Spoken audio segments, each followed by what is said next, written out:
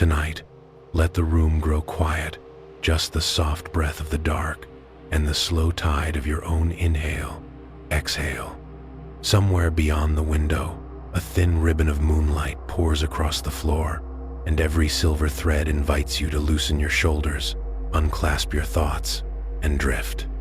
I'm here with you, a gentle voice at the edge of sleep, to wander through the small mysteries of the body and the sky.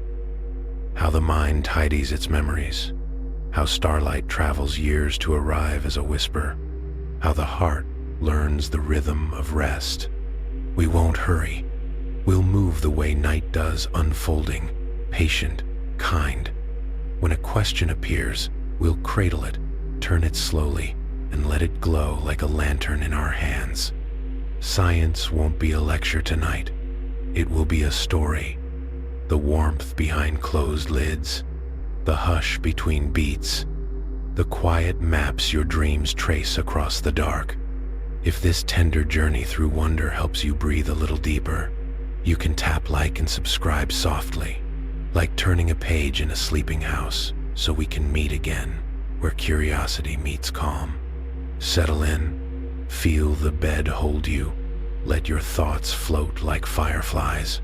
We'll begin, and you can rest while the world explains itself in a low, drowsy voice. Imagine a warm lantern at the center of our celestial home, steady and patient. That lantern is the sun, a medium-sized yellow dwarf resting about 93 million miles away, and yet close enough to cradle Earth in light. Deep inside, tiny hydrogen atoms press together and become helium, and in that quiet union, energy is born. It travels outward as light and heat, drifting across space until it touches oceans, forests, windows, and skin. Plants drink this light the way we breathe the night air, weaving it into food and releasing oxygen, an invisible gift that keeps our chests rising and falling. If that glow were to dim, the world would shiver. Seas would stiffen into silence. The familiar pulse of life would fade. But the sun is faithful. Its gravity gathers the planets like a gentle hand, guiding Earth along its year-long path. As we circle, our tilt leans toward and away from the light, and the seasons turn like pages. Spring's soft beginnings, summer's ripe hum, autumn's hush, winter's rest, each chapter feeding fields, forests, and all who live among them. Sometimes, the sun exhales a breeze of charged particles called the solar wind. When that breath meets Earth's magnetic shield, it paints the sky with quiet fire, auroras that ripple like curtains of misty green and violet. In all these ways, the sun is more than a bright sphere in the day sky. It is a patient heartbeat for our planet, keeping time with the rhythms of life, so we can drift safely into the dark and dream. In the quiet vastness of time, more than 4 billion years ago, a whisper stirred within a cloud of gas and dust, the beginning of everything we now call home. It was no ordinary cloud, but a soft, luminous cradle of the cosmos, woven from hydrogen, helium, and faint traces of ancient starlight.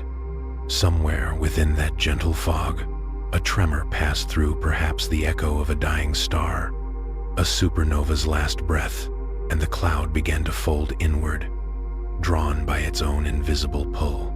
Slowly, it started to spin, a great celestial dance, forming around a single, glowing heart.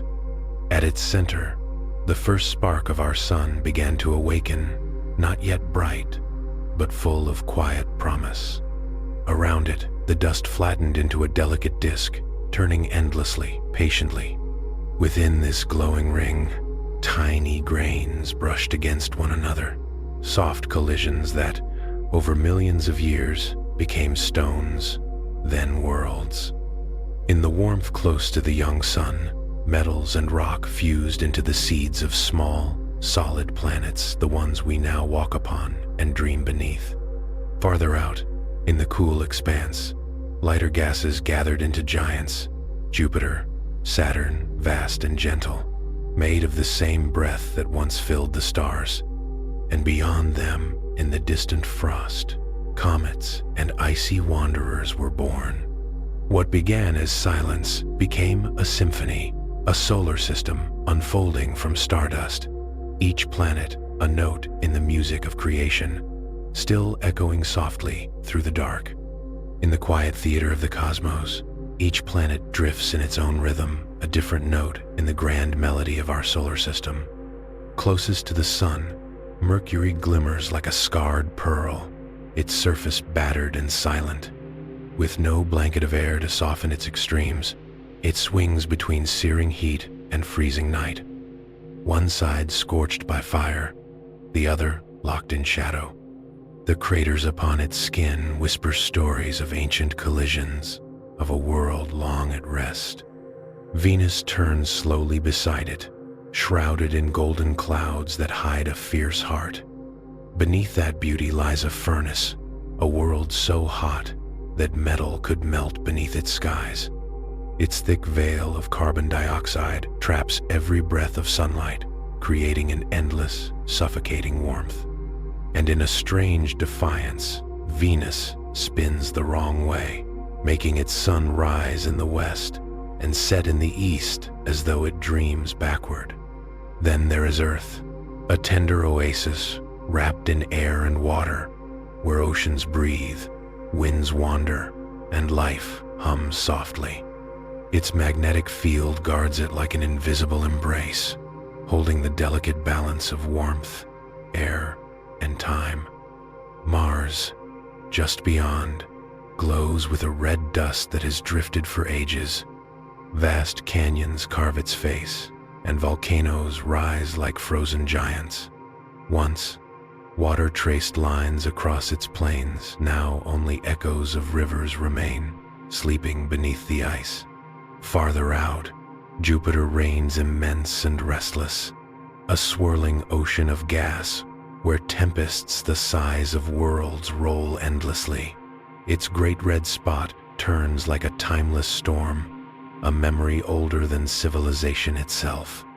Saturn follows, adorned in luminous rings, billions of shards of ice and stone, dancing around a golden heart, fragile and eternal. Uranus drifts quietly on its side, rolling through space as if lost in thought. Its pale blue glow comes from the methane that chills its skies, a lonely, tilted dream. And Neptune, the farthest giant, sings in deep blue a world of roaring winds that race faster than sound, where dark storms bloom and fade like shadows across its face. And though Pluto now lingers beyond, as a dwarf among giants, it remains a poetic footnote, an icy wanderer with a heart-shaped glacier, circling the edge of sunlight beside its companion, Charon. Each world tells a different story of heat and frost, of silence and storm. Together they form the intricate family of our solar system, a collection of ancient souls, each carrying a memory of how stars and dust once became something beautiful. The inner planets, Mercury, Venus, Earth, and Mars, are children of stone and fire. Their surfaces are solid and scarred, their hearts dense and heavy with metal and rock. On some, like Earth and Mars, mountains breathe and volcanoes once roared. On others, silence reigns. Their atmospheres, thin and fragile, tell of different fates. Earth's soft and nurturing, Venus's thick and cruel, Mercury's almost gone. Beyond them, the giants drift immense worlds of gas and wind. Jupiter and Saturn are seas without shores, built from hydrogen and helium, cloaked in clouds that swirl endlessly. Their storms rage for centuries, and their gravity holds entire families of moons, each a world of its own.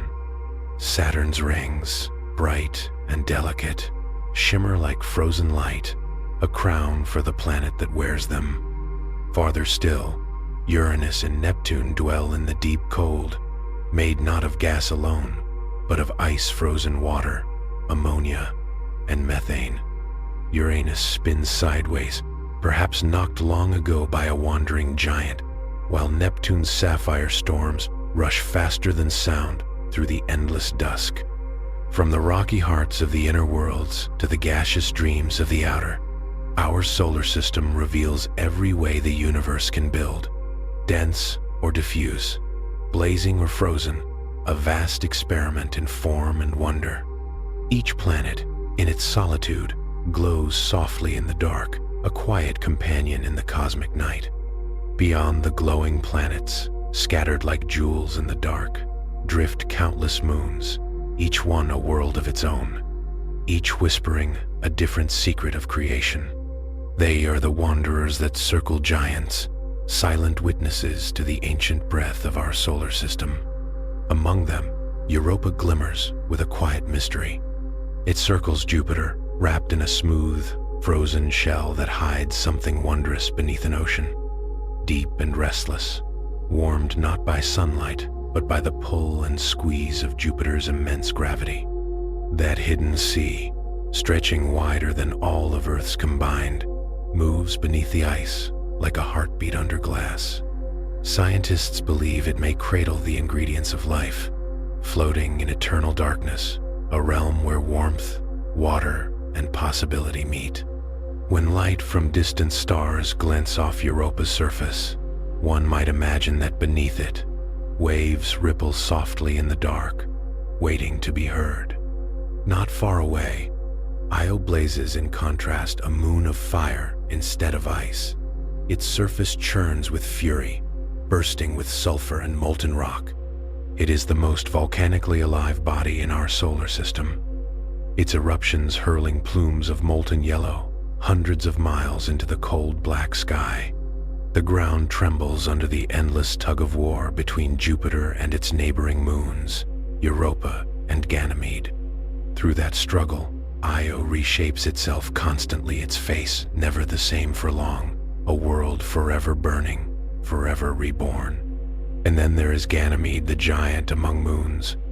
Larger even than Mercury, it carries its own magnetic field, a faint but powerful hum that hints at a molten heart of iron deep within.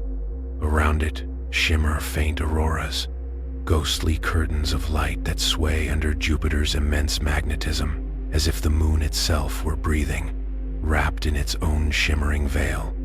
Ganymede feels ancient, yet alive, a sleeping titan wrapped in frost and shadow.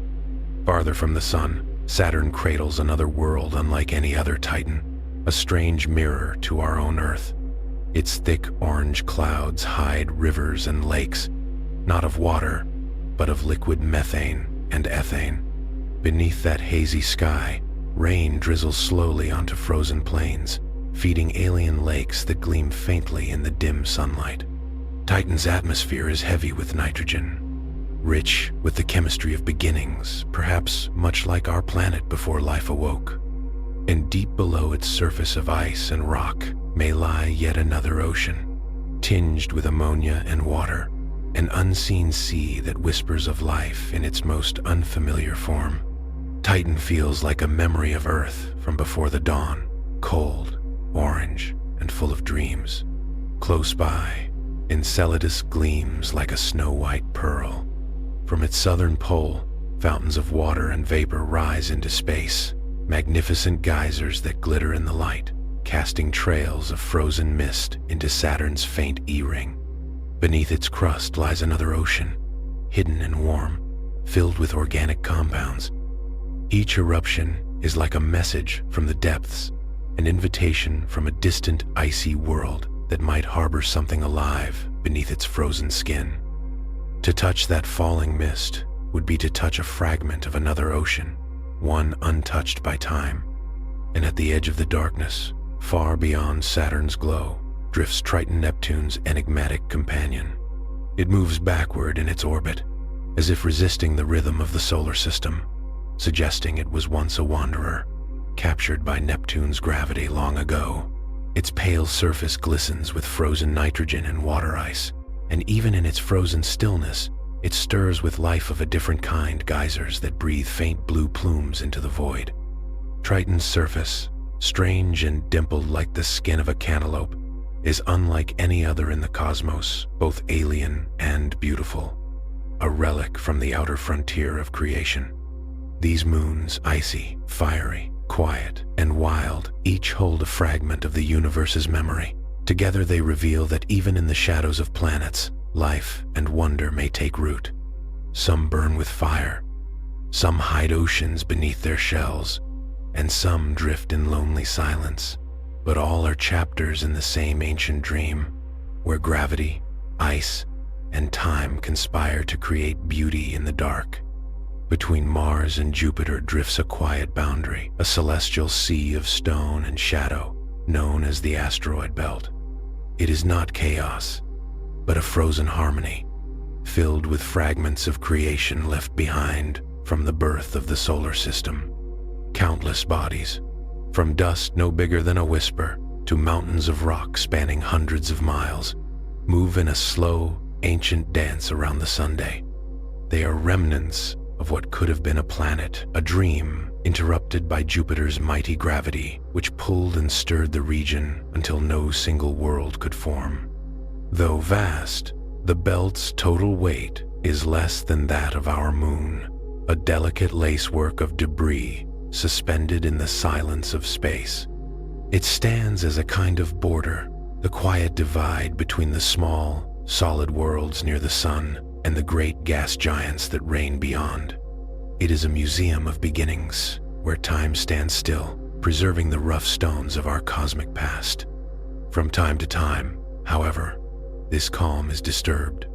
Jupiter's immense pull, or the subtle nudging of orbital rhythms, can set one of these ancient travelers adrift, breaking free, spiraling toward the inner solar system. Some become bright meteors, painting brief fire across Earth's skies.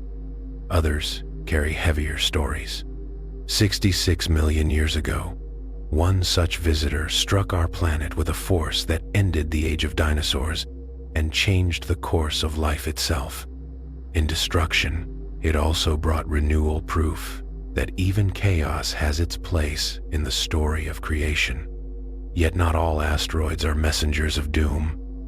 Many carry secrets of the early solar system, untouched materials, older than any world we know. When space missions visit them, what they find is not dead rock, but memory, traces of water, metal, and carbon compounds locked away since the dawn of time. Among the largest are Ceres and Vesta, each revealing a different face of planetary birth. Ceres, round and quiet, hides icy minerals and perhaps the faint stirrings of cryovolcanoes, signs that even small worlds can breathe. Vesta, brighter and scarred, carries layers like a miniature Earth, a molten core, a solid crust, the signature of a world that once almost became something more. Together they remind us that even fragments can tell the full story of a planet's making. For the dreamers of the future, the asteroid belt also whispers of possibility. Its stones hold metals, iron, nickel, and even water ice that may one day sustain explorers far from home. Scientists and visionaries imagine a time when ships will harvest these drifting treasures, turning the cold ruins of creation into the seeds of new worlds. In this way, the belt may again become a birthplace not of planets, but of human hope among the stars. Beyond this quiet field of stones lie the wanderers of ice and light the comets.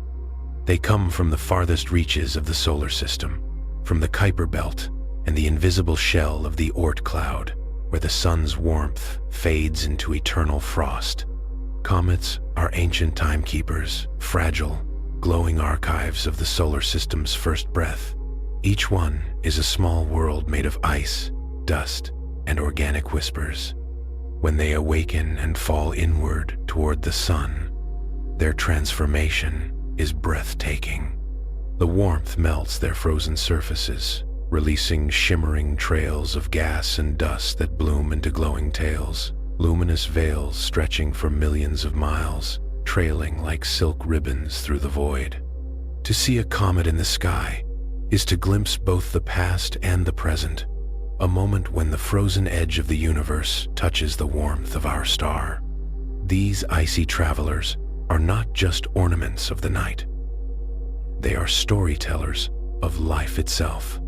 Their ancient cores preserve the chemistry of the early solar nebula, the same materials that once coalesced into planets, oceans, and, perhaps, consciousness.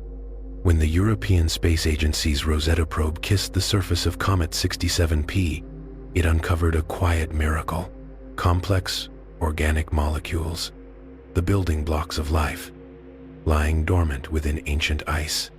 It was a reminder that life's ingredients were scattered generously across the cosmos long before Earth took its first breath. Long ago, comets may have been our planet's first visitors, carriers of water and carbon, falling through Earth's young sky in flashes of blue fire.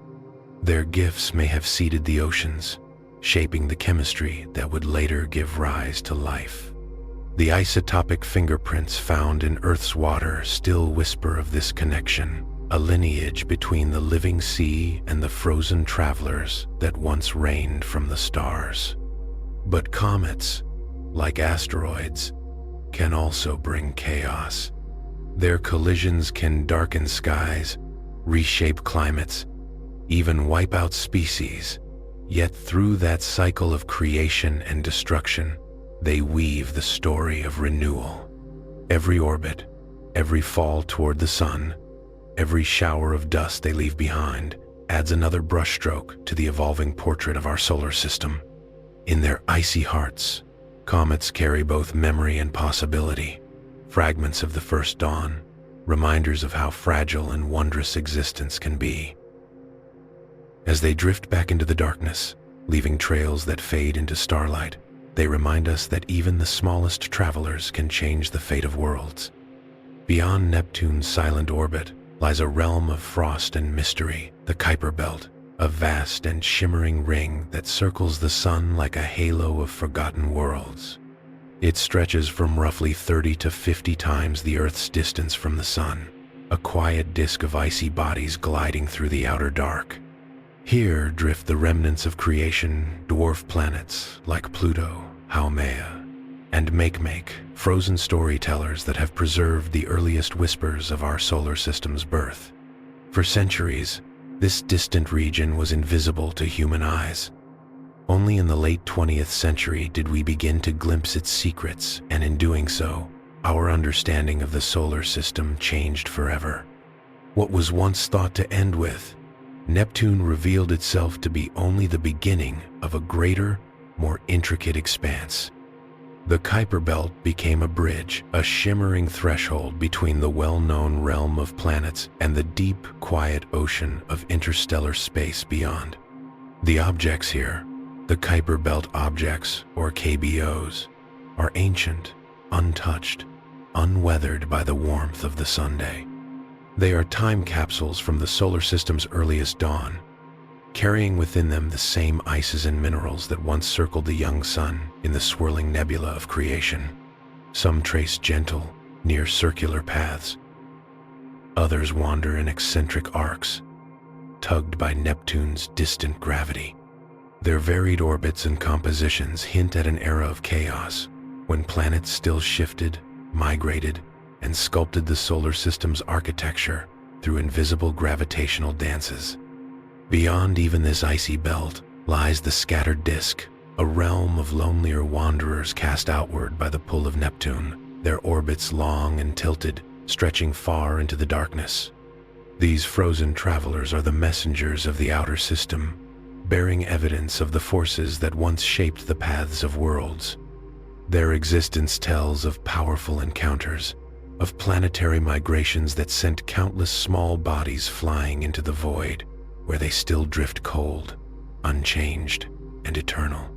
Farther still in a distance, almost beyond imagination, lies the Oort cloud, a vast, spherical shell of icy fragments surrounding the solar system like a mist of stars. Though no telescope has yet seen it, Scientists believe it stretches from 2,000 to perhaps 100,000 times the distance between Earth and the Sunday.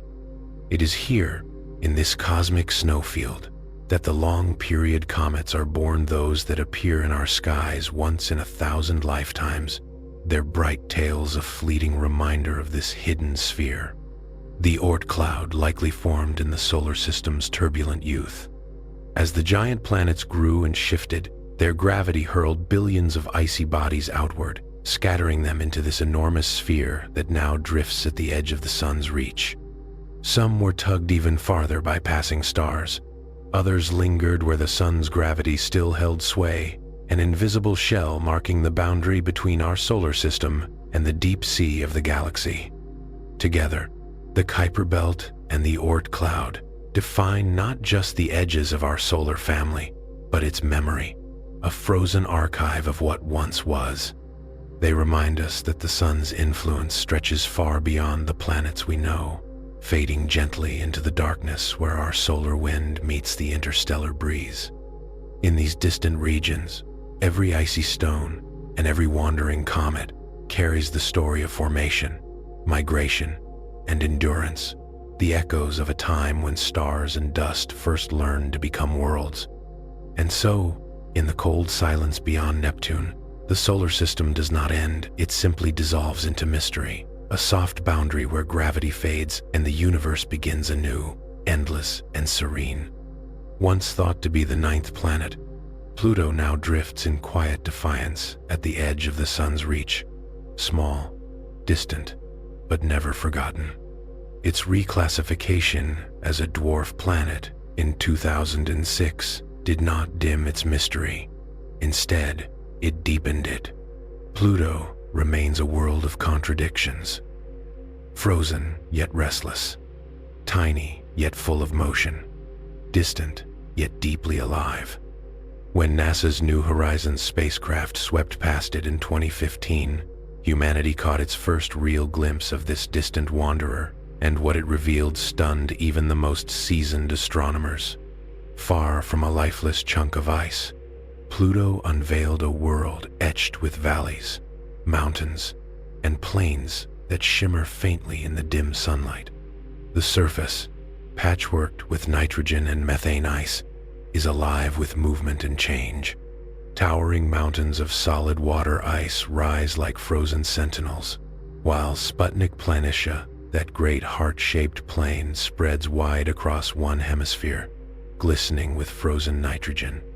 Beneath its beauty lies a restless glacier, slowly churning over eons, shaped by the heat of Pluto's interior and the memory of an ancient impact that carved the basin long ago. Even from this unimaginable distance, Pluto breathes. Its atmosphere, though faint and thin, dances with life in its own quiet rhythm. Mostly nitrogen, with delicate traces of methane and carbon monoxide, it expands and contracts like a sigh as Pluto traces its long, oval path around the Sunday. When the world draws closer to the sun, sunlight gently warms its icy crust, causing vapor to rise, replenishing a soft blue haze around the planet. And when it drifts away again, the chill of space reclaims it, freezing that vapor back into frost, returning the sky to silence. This slow, cyclical exhale gives Pluto a pulse, a rhythm of its own, somewhere between stillness and motion. Orbiting this frozen heart is a family of moons, each caught in Pluto's strange, elegant gravity. The largest, Charon, is so massive compared to Pluto that they dance together around a shared center of gravity, one that lies outside Pluto itself. They form, in truth, a binary pair, locked forever in a mutual orbit. Charon's own face bears its secrets. A deep canyon system, vast enough to dwarf the Grand Canyon, and a mysterious reddish cap near its pole, a region scientists call Mordor Macula. There, chemical reactions between escaping gases and cosmic radiation stain the ice in shades of copper and wine, marking a world sculpted by both light and shadow. And circling farther out, Pluto's smaller moons, Styx, Nix, Kerberos, and Hydra, tumble chaotically through space. They spin unpredictably, as if caught in an eternal game of cosmic balance, each one tugged and twisted by the gravitational complexities of the Pluto-Charon pair.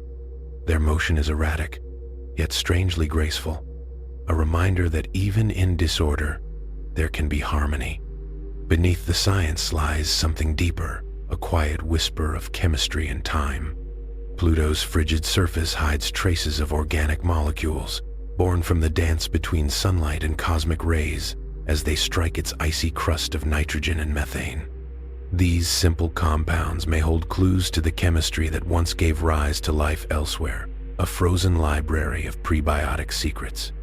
Pluto, with its dynamic geology, ever-changing atmosphere, and haunting moons, defies the idea that distance means simplicity.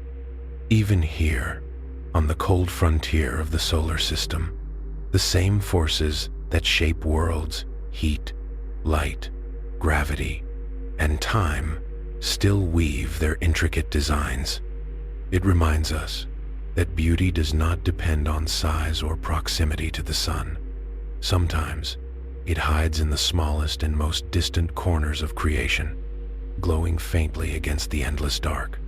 Mercury, the innermost planet in our solar system, holds a trove of intriguing facts that captivate astronomers and enthusiasts alike. One of the most striking characteristics of Mercury is its extreme temperature variations. Due to its lack of a substantial atmosphere to retain heat, surface temperatures on Mercury vary dramatically. Daytime temperatures can soar to nearly 800 degrees Fahrenheit, while nighttime temperatures plunge to a frigid -330 degrees Fahrenheit. This stark contrast highlights the planet's exposure to the sun's intense heat and its inability to trap that heat once it retreats into night. Another fascinating feature of Mercury is its geological history, evidenced by its heavily cratered surface, reminiscent of our moons. The Caloris Basin, one of the largest impact craters in the solar system, stretches over 960 miles in diameter and is a testament to the cataclysmic events in Mercury's past. Surrounding the basin are regions filled with chaotic terrain, believed to have been caused by the shock waves from the impact. Mercury's surface also features vast, smooth plains, thought to be ancient volcanic fields, and enormous cliffs or scarps, some extending hundreds of miles long and rising over a mile high. These scarps likely resulted from the planet cooling and contracting over billions of years, causing the crust to buckle. Moreover, Mercury's core constitutes a significant portion of its interior, extending about 85% of the planet's radius, which is unusually large for a terrestrial planet. This iron-rich core generates a magnetic field, though it's only about 1% as strong as Earth's. The presence of a magnetic field indicates that Mercury's core is at least partially molten, and understanding its dynamics helps scientists learn more about planetary magnetism and thermal evolution. Despite its proximity to Earth, Mercury remains somewhat elusive, primarily due to its proximity to the Sun, making observations difficult. However, missions like NASA's Messenger, which orbited Mercury between 2011 and 2015, have vastly increased our knowledge about this small, dynamic world. The data from Messenger revealed surprising details, such as the presence of water ice in permanently shadowed craters near Mercury's poles. These ice deposits, sheltered from the sun's rays, suggest the delivery of icy materials by comets or asteroids. Mercury's peculiar orbital characteristics also contribute to its intrigue. It has a highly elliptical orbit and completes an orbit around the Sun in just 88 Earth days. However, due to its 3-to-2 spin-orbit resonance, Mercury rotates 3 times on its axis for every 2 orbits it completes around the Sunday. This results in an unusual day-night cycle, where one Mercury solar day, sunrise, to sunrise lasts approximately 176 Earth days. Mercury fascinates with its extreme temperature variations. Geologically young features like vast volcanic plains and towering scarps, a disproportionately large core, water ice and shadowed craters, and peculiar orbital dynamics. These aspects, combined with the mysteries yet to be unraveled, make Mercury a compelling subject in the study of planetary science. Venus's extreme heat, making it the hottest planet in our solar system, is primarily due to its runaway greenhouse effect.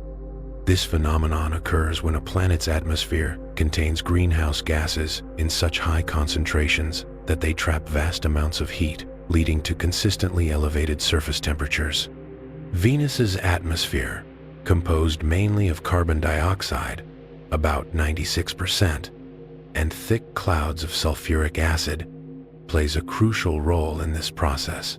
The greenhouse effect on Venus begins with solar radiation passing through its atmosphere and reaching the surface. When this solar energy is absorbed by the planet's surface, it is re-emitted as infrared radiation. On Earth, some of this infrared radiation escapes back into space, but on Venus, the dense carbon dioxide atmosphere acts like a blanket, trapping the heat. The trapped heat continually warms the atmosphere and the surface. This creates a feedback loop. As the atmosphere gets hotter, it holds more heat, boosting the temperature further. As a result, Venus's average surface temperature soars to around 900 degrees Fahrenheit, surpassing even Mercury, which is closer to the Sun but lacks a similarly thick, heat-trapping atmosphere. The extreme atmospheric pressure on Venus, about 92 times that of Earth at sea level, exacerbates the situation. This pressure allows the atmosphere to retain more heat and compounds the greenhouse effect. Additionally, the sulfuric acid clouds reflect sunlight, preventing the surface from cooling down through radiative loss. This reflective layer also scatters and diffuses visible light, ensuring that heat gets dispersed throughout the atmosphere more evenly. What makes Venus particularly intriguing is that it offers a stark warning of the potent effects of greenhouse gases. Scientists believe Venus might have had a more temperate climate in its distant past, potentially with liquid water on its surface. However, as solar radiation increased over time, it likely led to the evaporation of water, which in turn released more water vapor into the atmosphere, another potent greenhouse gas. This exacerbated the warming, leading to the evaporation of even more water and ultimately transforming Venus into the inferno we see today. Venus's status as the hottest planet is attributed to its thick, carbon dioxide-rich atmosphere, which generates an extreme and self-perpetuating greenhouse effect. Understanding this process not only sheds light on the conditions on Venus, but also provides a crucial example of the impacts of greenhouse gases on planetary climates, illustrating the delicate balance required to maintain habitable conditions. Mars, often dubbed the Red Planet, boasts a variety of significant geological features that capture the imagination and scientific interest alike. The most prominent and well-known of these features is Olympus Mons, the tallest volcano in the solar system, standing at a staggering height of about 13.6 miles. Olympus Mons is nearly 3 times the height of Mount Everest.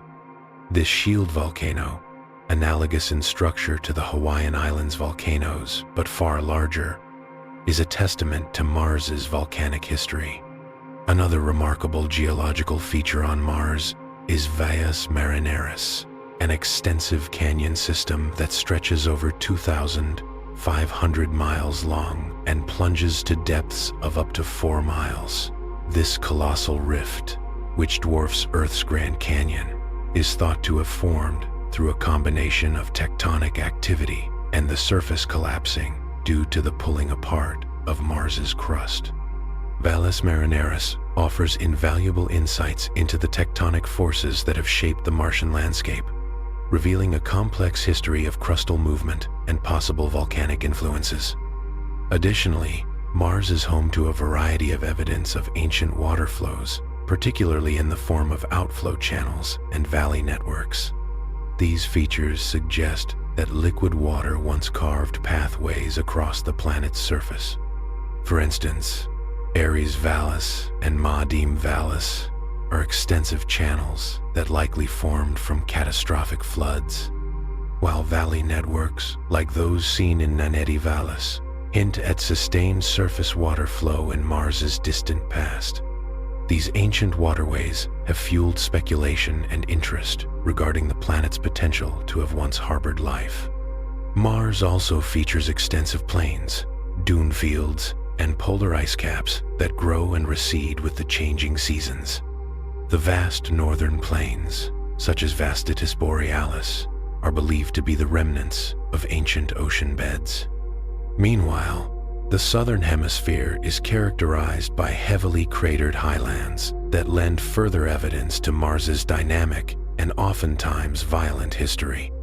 The polar regions of Mars are particularly fascinating, as they consist of layers of water, ice, and carbon dioxide ice, dry ice, which vary in thickness throughout seasonal cycles.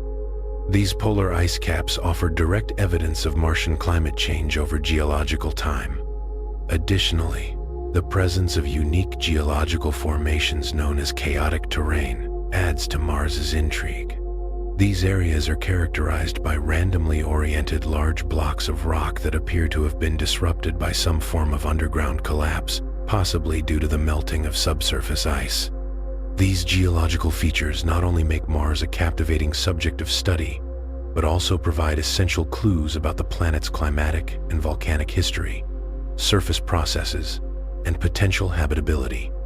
Each discovery, from towering volcanoes to ancient river valleys and mysterious chaotic terrains, enriches our understanding of Mars and its potential to have supported life, shaping the broader narrative of solar system exploration. Jupiter's atmosphere, a swirling cauldron of hydrogen, helium, ammonia, and other trace gases, is the birthplace of its iconic Great Red Spot, an immense, persistent anticyclonic storm. This storm, which has raged for at least 350 years, and possibly much longer, is a striking testament to the dynamic processes at play in Jupiter's turbulent atmosphere. The Great Red Spot's origins and longevity are intertwined with Jupiter's unique atmospheric conditions. Jupiter's rapid rotation, completing one rotation every 10 hours, generates powerful east-west jet streams and creates bands of clouds that encircle the planet. These bands, known as zones and belts, move at different speeds and in opposite directions, creating shear zones where gases move violently against each other. The Great Red Spot is located in one of these shear zones, specifically between a westward-moving belt and an eastward-moving zone, fostering the storm's rotation. The storm itself is an anticyclone, which means that it rotates counterclockwise in the southern hemisphere and has a high-pressure core. Unlike cyclones on Earth, which generally weaken over time, Jupiter's Great Red Spot is fueled by constant energy from the planet's internal heat. Jupiter radiates more heat than it receives from the Sunday. This internal heat powers the convection currents that drive the banded wind patterns and storms, thus feeding the Great Red Spot and contributing to its longevity. Moreover, the storm's deep roots extend far into the atmosphere, possibly as deep as 200 miles below the cloud tops, which adds to its stability.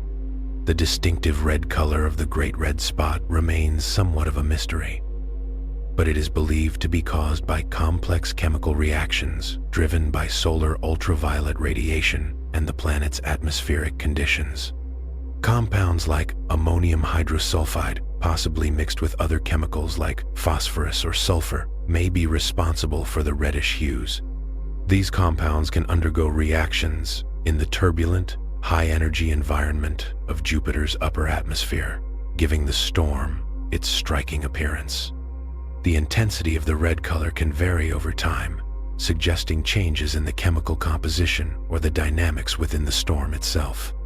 In addition to its color and longevity, the Great Red Spot is of monumental size. It originally measured over 25,000 miles across, large enough to encompass 3 Earths side by side. However, it has been shrinking in recent decades and is now about 10,000 miles in diameter.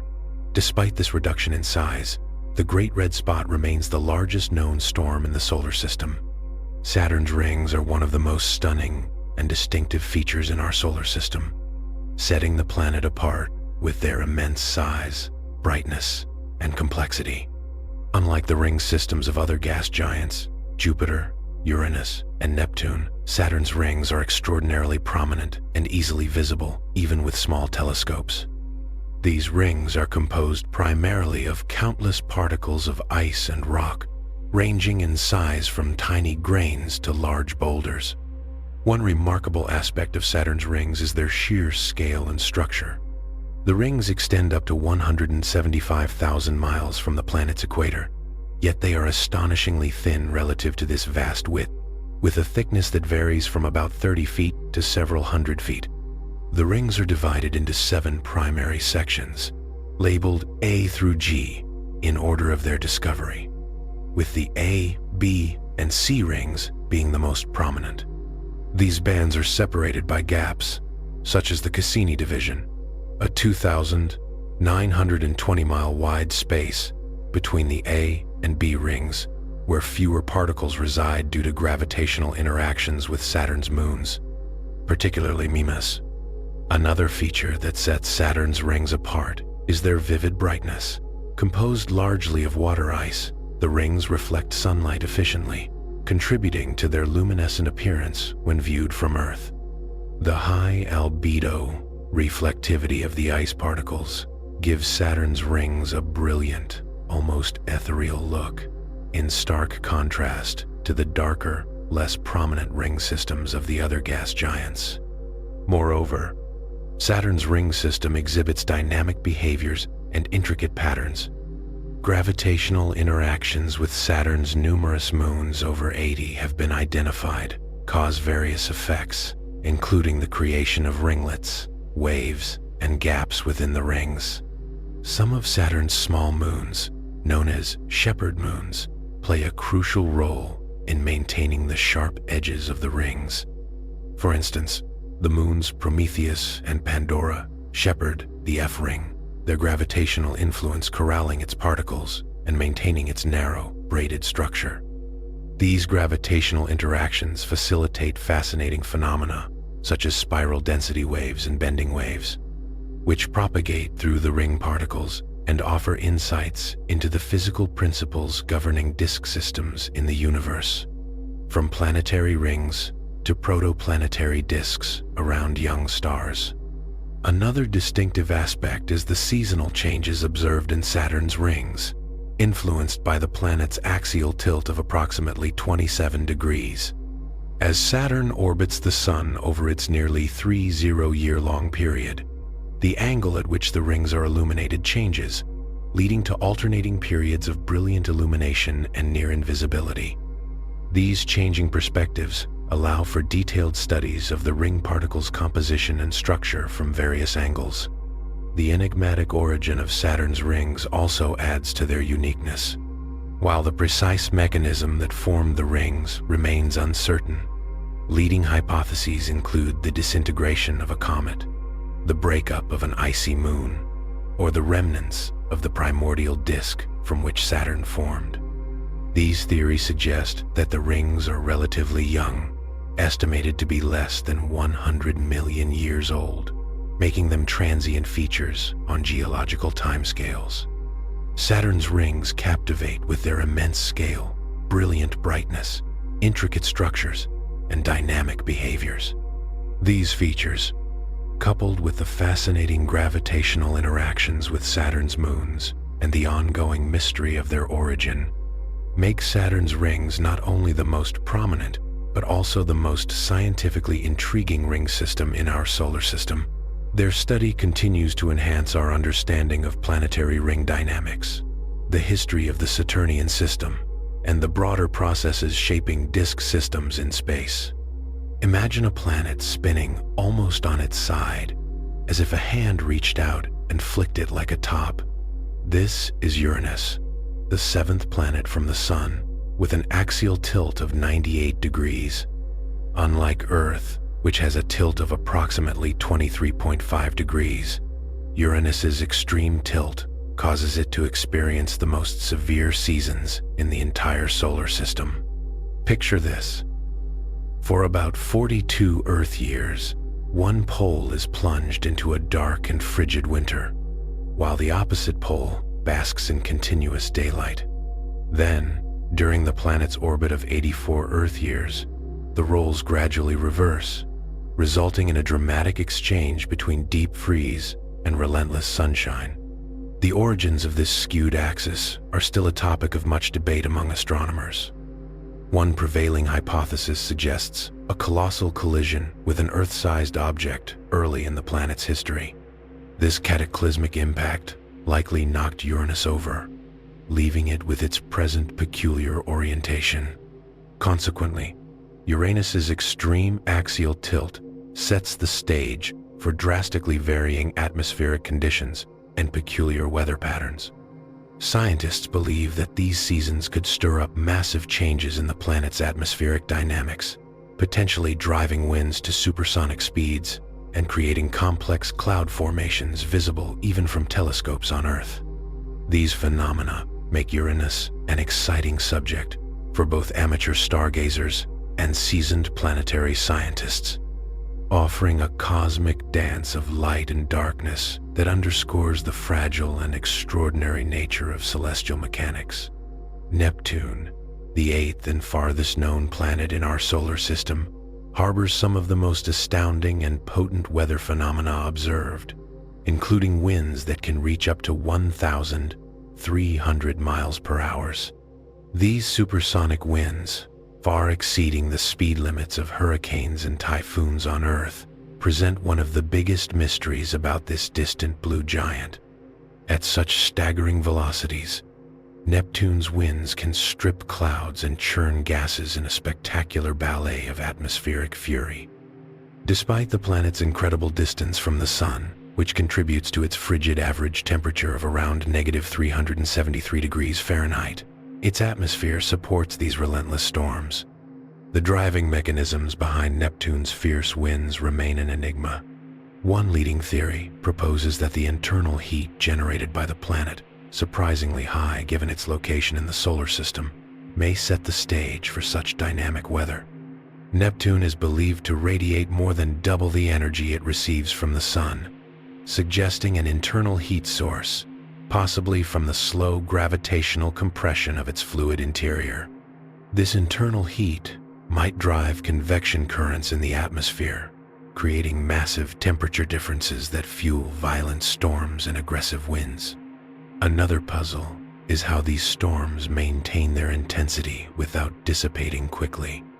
The Great Dark Spot, a massive storm system akin to Jupiter's Great Red Spot, provides an example of these intense and somewhat persistent weather patterns.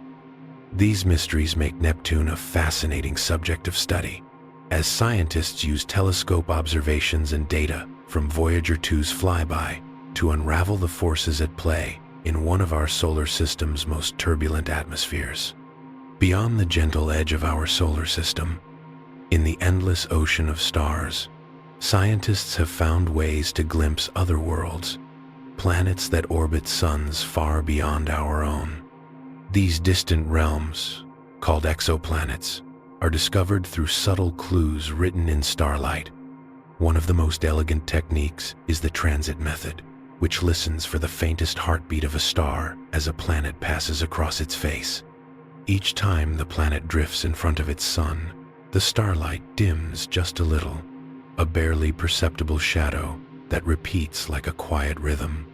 By watching these tiny flickers over time, astronomers can tell when another world is there, unseen but real. With this method, telescopes such as NASA's Kepler have found thousands of exoplanets, patiently observing fields of stars and tracing the soft pulse of distant solar systems. Another way of finding these hidden planets is through the radial velocity method, often called the wobble technique.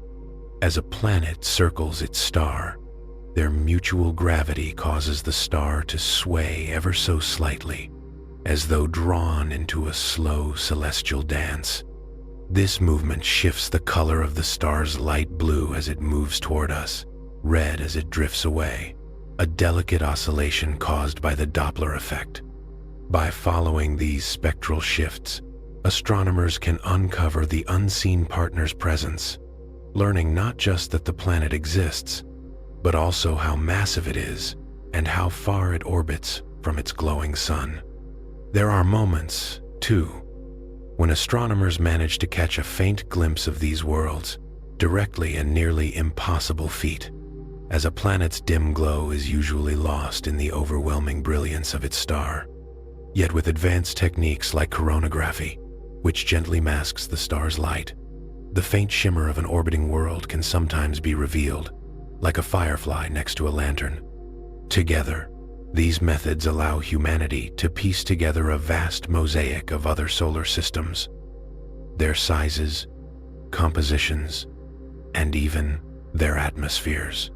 Each discovery adds to the growing realization that planets are not rare, but abundant, scattered like seeds throughout the galaxy. Though each technique has its limits, their combined light brings us closer to one of our oldest dreams: to know whether, among the stars, other worlds might breathe, shimmer, and perhaps even harbor life. At the luminous heart of our solar system lies the sun, a vast, living furnace layered in brilliance and mystery. Deep within its core, where the temperature soars to around 15 million degrees Celsius, hydrogen atoms collide and fuse, giving birth to helium and releasing extraordinary amounts of energy. This process, nuclear fusion, is the heartbeat of the sun, transforming matter into light and warmth that sustain life across the solar system. The energy created here begins a long, wandering journey outward, traveling through the radiative zone where it is absorbed and re-emitted countless times, bouncing in an endless zigzag that can last thousands, even millions of years before escaping further outward. Beyond this radiative sea lies the convective zone, a realm of churning motion where the plasma boils and rolls like a cosmic ocean. Here, heat rises, cools, and sinks again, creating an eternal rhythm of movement.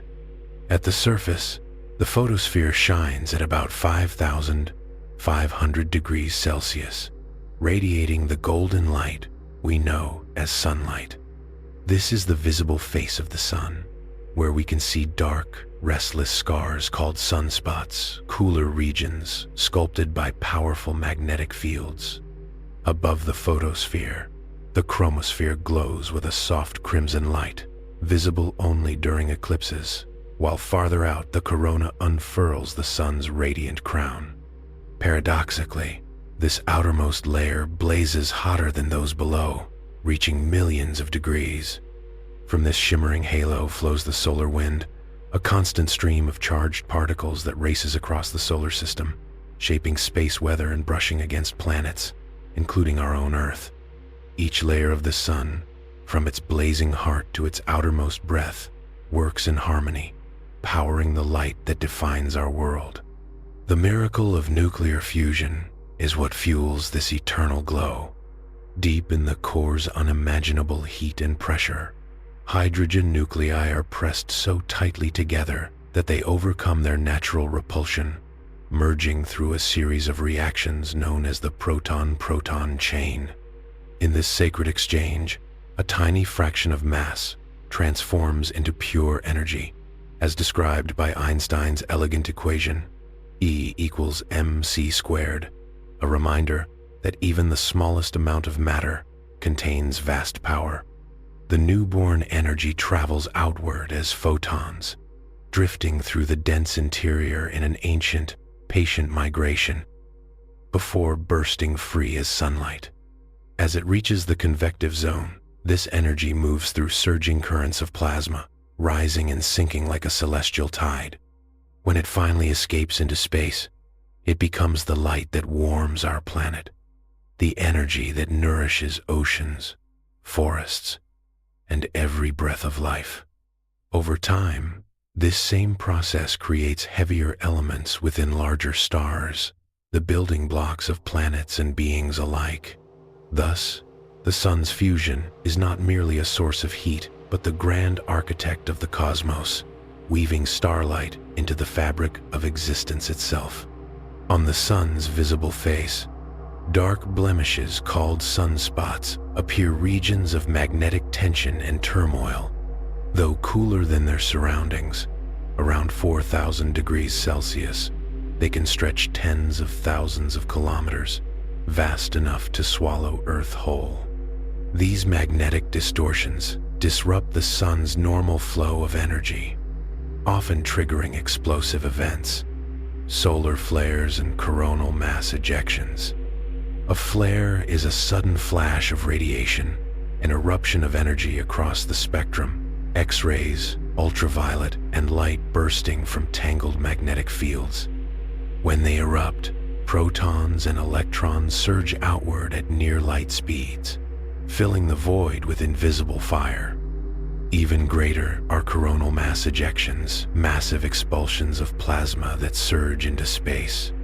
When they reach Earth, they collide with our magnetic field, stirring geomagnetic storms that ripple through satellites, power grids, and radio systems. These storms can interfere with communications, disrupt navigation, and, at their most powerful, cause widespread electrical blackouts, as in the 1989 Quebec outage. Yet from the same energy comes wonder, the auroras. When these charged particles kiss Earth's upper atmosphere, they set it aglow with luminous ribbons of green and violet light, the northern and southern lights, a celestial reminder of our connection to the Sunday. These phenomena, flares, ejections, and storms, are both gifts and warnings. They remind us how deeply our world depends on the rhythms of a distant star. Understanding them allows us to protect our fragile, technology-bound civilization from the sun's tempests, while still marveling at its beauty. The sun follows a grand rhythm of its own, the solar cycle, a pattern of roughly 11 years in which its magnetic activity waxes and wanes. At solar minimum, the surface is calm, almost serene, with few sunspots or flares. But as the years pass, the magnetic fields twist and intensify, and the sun awakens. During solar maximum, it becomes a furnace of energy, its surface blooming with dark spots and brilliant eruptions. Solar flares and coronal ejections grow more frequent and fierce, radiating energy that can disrupt satellites, GPS systems, and power grids. This magnetic heartbeat affects more than just Earth's skies. During the peak of solar activity, Earth's outer atmosphere swells with energy, increasing drag on satellites and altering their paths. Variations in ultraviolet and X-ray radiation also touch our atmosphere, influencing ozone and weather patterns in subtle ways. Even astronauts and high-altitude travelers experience greater exposure to cosmic radiation during these times. To understand and predict these celestial cycles, scientists look to the sun with extraordinary precision. From Earth, the Daniel K. Inouye Solar Telescope in Hawaii peers through our atmosphere with adaptive optics, capturing the sun's surface in breathtaking detail, the boiling plasma, the twisting filaments, the magnetic fields coiling like living serpents. In orbit, spacecraft such as NASA's Solar Dynamics Observatory, SDO, and the European Space Agency's Solar and Heliospheric Observatory monitor the sun continuously, observing every pulse, flare, and fluctuation across multiple wavelengths of light. And still, humanity reaches closer. The Parker Solar Probe, launched in 2018, dives into the sun's outer corona, where the heat is fierce enough to melt worlds. Shielded by ingenuity, it gathers data on magnetic waves, plasma flows, and the birth of the solar wind, unraveling mysteries that have lingered for centuries. Alongside it, the European solar orbiter glides through space, capturing images of the sun's poles regions once hidden from view to map its magnetic heartbeat.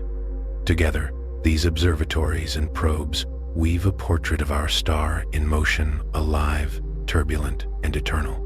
They reveal not just the mechanics of nuclear fire, but the poetry of existence itself. That every sunrise on Earth is born from fusion in a distant core. Every breath we take illuminated by the steady pulse of a living star. The moon's changing face is a quiet ballet of light and shadow, a luminous rhythm unfolding as it circles Earth and completes a cycle of roughly 29.5 days. This lunation is born from geometry as much as grace.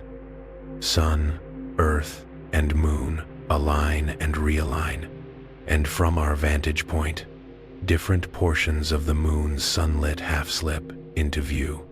What we see becomes a gentle sequence of 8 phases, each one a soft breath in the moon's eternal dance.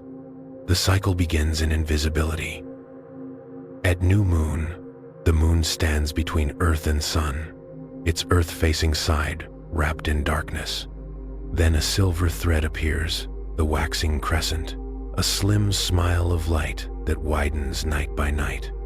At first quarter, the so-called half-moon, illumination and shadow meet down the middle like a line drawn in quiet balance.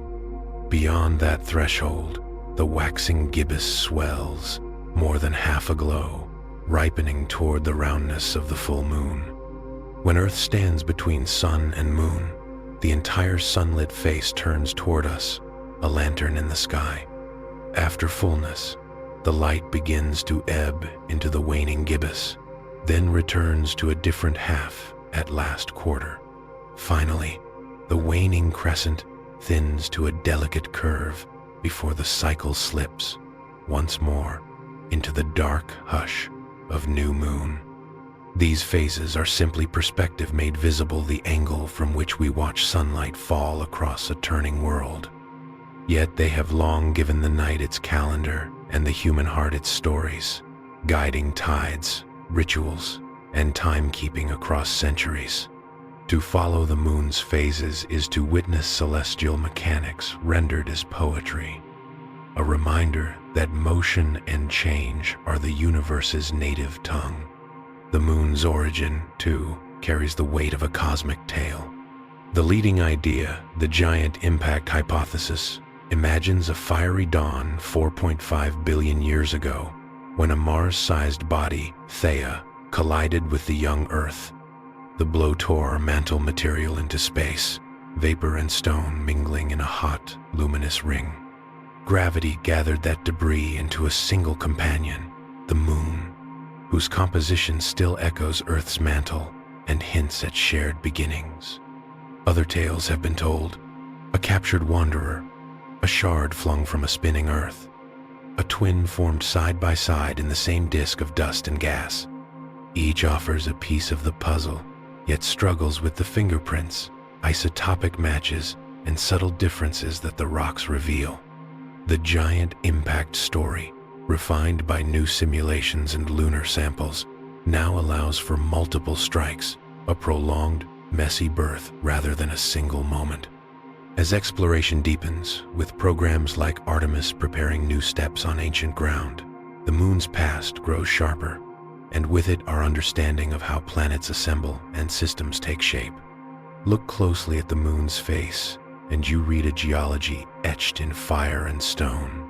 The darker plains, the Maria Seas, in name only, are wide fields of basalt poured out by ancient eruptions, cooled into smooth expanses, mare tranquillitatis, mare imbrium, and others you can see with the naked eye.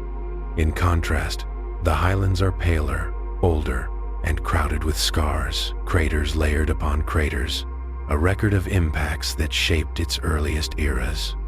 The South Pole Aitken Basin yawns vast and deep, one of the largest impact structures in the solar system. Tycho and Copernicus stand proud with central peaks, and bright rays that splash across the surface like frozen fireworks. Threading through this landscape are reels-long, sinuous channels and collapsed lava tubes and cliff-like scarps such as the Straight Wall. Subtle folds where the crust has buckled as the moon slowly cools and shrinks. Everything rests beneath a soft veil of regolith, a powder of shattered rock and dust ground by countless micrometeoroid strikes. Together, Maria, highlands, reels, scarps, and the omnipresent dust compose a silent chronicle of heat, impact, and time. The moon's pull also lends Earth its tides, a steady breathing of the oceans shaped by gravity.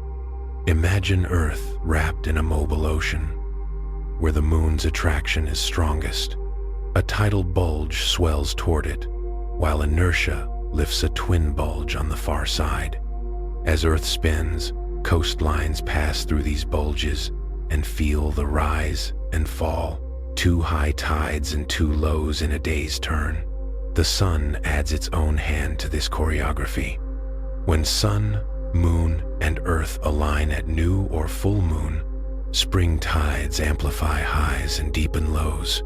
At first and third quarter, right-angled geometry softens the effect into neap tides. Beyond shorelines and harbors, tides stir the seas, mixing waters and nutrients that sustain life.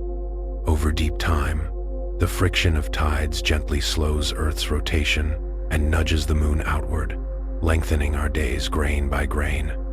In these exchanges, gravity writes both the daily timetable of fishermen and the geologic pacing of the planet, a quiet partnership between world and satellite. The Apollo missions of 1969, 1972 opened this story with boots and instruments on the ground, bringing home 382 kilograms of rocks and soil that became a library for lunar science. Astronauts traversed Maria and highlands, deployed seismometers, and mapped local geology. The samples revealed basalts, anorthosites, and a kinship to Earth's mantle that strengthened the impact origin. Seismic whispers, moonquakes, sketched an interior with crust, mantle, and a small core, even without plate tectonics. The technology born for Apollo guidance computers, materials, life support, reshaped more than exploration. Its echoes reach into laboratories, industries, and classrooms. And perhaps most enduring was the view from that gray horizon. A blue Earth rising. As new missions prepare to return, the methods and lessons of Apollo remain, a compass tools refined, questions sharper, curiosity unchanged. Ahead lies a renewed era of presence and possibility.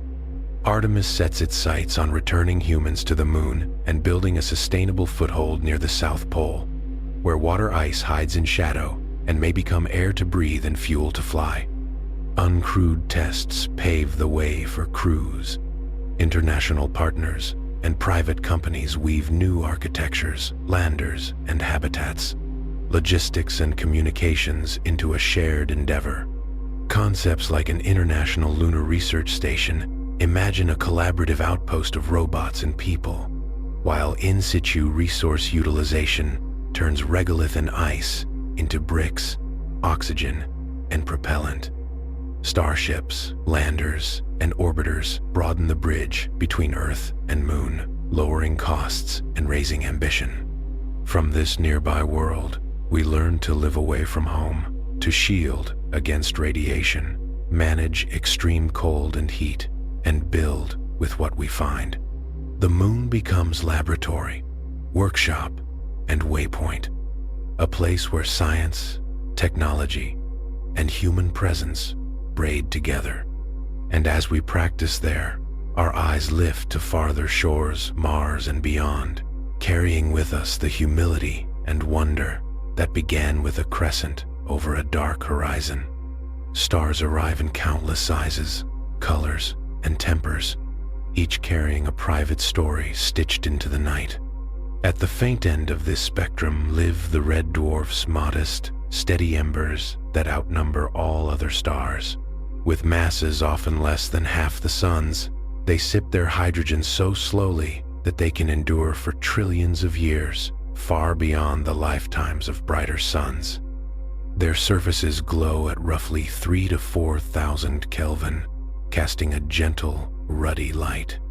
Frugal, cool, and astonishingly long-lived, they stand in quiet contrast to the blazing giants farther up the stellar scale. A step brighter brings us to the Sun, a G-type main sequence star, sometimes called a yellow dwarf, though there is nothing small about the power it pours into space. Beyond it rise the blue giants and the even more immense blue supergiants, brilliant beacons like Rigel and Betelgeuse in Orion. With surfaces heated from 10,000 to beyond 30,000 Kelvin, they burn white blue, dazzling and fierce. Grandeur extracts a price. Blue supergiants race through their nuclear stores with breathtaking speed, living only a few million years before many end in titanic supernovae, leaving behind dense, puzzling relics, neutron stars, or, when gravity wins completely, black holes that hide their hearts from light itself. The birth of a star begins in quiet, cold, deep within the dark arms of a galaxy. In these stellar nurseries, sprawling clouds of gas and dust, made mostly of hydrogen and helium, gravity gathers tiny eddies into knots. The knots thicken, draw in more material, and warm from within. Pressure and heat climb until, near 10 million Kelvin, fusion awakens and a newborn star exhales its first steady light. What begins as a whisper of attraction blooms into nuclear fire. Around these infant suns, leftover gas and dust spread into protoplanetary disks, thin glittering rings where future planets may take shape. In places like the Orion Nebula, telescopes catch pillars and curtains of cloud sculpted by radiation and gravity, structures that rise and unravel over millions of years. The push of starlight and the pull of mass weave filigrees through the nebula, intricate and fleeting, ensuring the cycle of creation continues to seed the galaxy with new lamps. A star's life is a long arc of balance. It enters the main sequence when fusion in the core counters gravity's inward press, and there it stays for most of its days, shining with dependable grace. Our sun has held this equilibrium for about 4.6 billion years and should remain steady for roughly 5 billion more. When the core's hydrogen thins, paths diverge according to mass. Suns like ours swell into red giants, shed their outer veils into glowing planetary nebulae, and leave behind compact, hot hearts called white dwarfs that cool for eons. By contrast, the heavyweights live fast and end loudly. They fuse successively heavier elements, helium, carbon, eventually iron, until energy can no longer be wrested from fusion. Then the core collapses in an instant. The star detonates as a supernova, and enriched matter streams outward to seed the future. What remains may be a neutron star, a city-sized sphere of crushed matter, or, if the mass is great enough, a black hole where gravity folds space so tightly that nothing escapes. Thus, the life of a star writes a tale of making, changing, and sometimes spectacular unmaking, all contributing to the great evolution of the cosmos. Supernovae are endings that behave like beginnings. When one erupts, the star's outer layers blast into the interstellar medium, flinging iron, oxygen, silicon, and other heavy elements forged in its heart. The expanding shock compresses nearby clouds, herding gas and dust into denser clumps that may collapse into fresh stars. These glowing remnants lace galaxies with the ingredients of planets, oceans, and life. Regions rich in old explosions often shine with new birth. In places like Orion, shells of past deaths cradle nurseries of new light. The universe renews itself this way, a continuous cycle of loss and renewal. where the fall of a giant quickens the dawn of many small suns. Black holes emerge from the most massive stellar farewells, and their mystery is matched only by their influence. When a star, perhaps 20 solar masses or more, exhausts its fuel, gravity overpowers every resistance. The core implodes. Protons and electrons squeeze into neutrons, briefly forming a neutron star.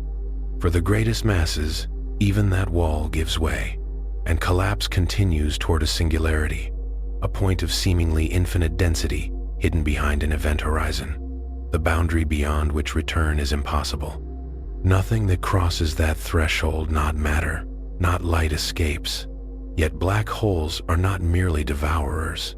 They shape galaxies, stir gas, and warp space-time itself.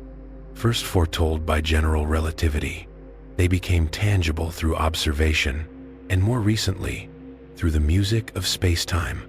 Gravitational waves recorded by instruments like LIGO, signals from distant mergers that confirm these dark engines are real participants in the cosmic symphony. Two stars bound together deepen the story. Binary systems orbit a common center of mass, turning gravity into choreography. Their motions reveal masses and interiors, offering a natural experiment in stellar physics. Some pairs trace near circles. Others swing on elongated paths that tug the stars closer, then fling them apart, changing how each evolves. In the tightest pairs, matter can stream from one to the other, reshaping destinies. A red giant may spill its outer layers onto a compact companion, leaving a white dwarf that can flare in a nova if the borrowed gas ignites. Elsewhere, close embraces produce gravitational waves or eventual mergers. When a compact object, white dwarf, neutron star, or black hole feeds from its partner, an accretion disk heats to brilliance and can shine in X-rays. Systems like Cygnus X1, pairing a bright star with a stellar mass black hole, gave early, persuasive evidence that black holes were more than equations. They were neighbors in the sky. Constellations, meanwhile, are patterns we draw upon the dome of night stories, mapped onto chance alignments. They are not families bound by gravity, but figures seen from Earth's vantage, a sky-wide mnemonic that helped sailors steer by the Big Dipper and farmers read the seasons. Cultures wove gods, heroes, and lessons into these shapes, turning the heavens into a shared library of meaning. Modern astronomy has fixed 88 official constellations with clear borders, a framework for cataloging nebulae, clusters, and galaxies. Yet their power remains as much human as scientific. They anchor memory, guide the eye, and remind us that wonder and order can coexist. Among these sky stories, a few shine with special clarity. Orion strides across winter evenings, marked by a belt of 3 bright stars. In Greek myth, he is the hunter, a figure so bold that his fate becomes a caution etched in light, pursued eternally by Scorpius. Ursa Major, the Great Bear, holds the Big Dipper, 7 stars that point the way north. Some Native American tales see a bear chased by hunters, while Greek legend remembers Callisto transformed and lifted to the heavens, with her son Arcas as Ursa Minor. Cassiopeia sketches a tilted W, the queen whose vanity offended the sea's divine attendants. Set upon the sky, she circles the pole, sometimes upside down, a lesson in pride and consequence. Alongside Pegasus, Andromeda, Leo, and others, these figures braid myth and navigation, culture and observation, a tapestry where human storytelling meets the quiet blaze of the stars. The Milky Way, our home in the dark, is a vast spiral city of stars, gas, dust, and an unseen scaffold of dark matter, a layered architecture where every region plays its part. At the very center rests a crowded heart, the galactic core, dense with stars and crossed by tangled magnetic fields, wrapped around a supermassive black hole called Sagittarius A*. Its mass, about 4 million suns, anchors the galaxy's inner traffic, shaping orbits in a deep, quiet gravity well. Around this tumultuous core swells the galactic bulge, a rounded crowd of ancient stars and compact clusters that stretches for thousands of light years, glowing like embers that have burned a long time. From the bulge, the galaxy unfurls its signature grace, spiral arms that sweep outward in luminous arcs. These arms, including our modest Orion arm, nestled between the larger Perseus and Sagittarius, arms are nurseries where gas compresses, dust gathers, and young blue stars ignite. Density waves drift through the disk like slow tides, squeezing clouds just enough to kindle new suns as they pass, leaving strings of nebulae and clusters glittering in their wake. All of this unfolds within the galactic disk, a thin, rotating plane that carries most of the Milky Way's stars and glowing clouds. Embracing the disk is a faint, extended halo populated by very old stars and globular clusters, some among the earliest witnesses of cosmic dawn. The halo is laced with dark matter, invisible, yet heavy with gravity, and beyond it, in the galaxy's outskirts, solitary stars and fragile streams trace the ghosts of long-ago mergers.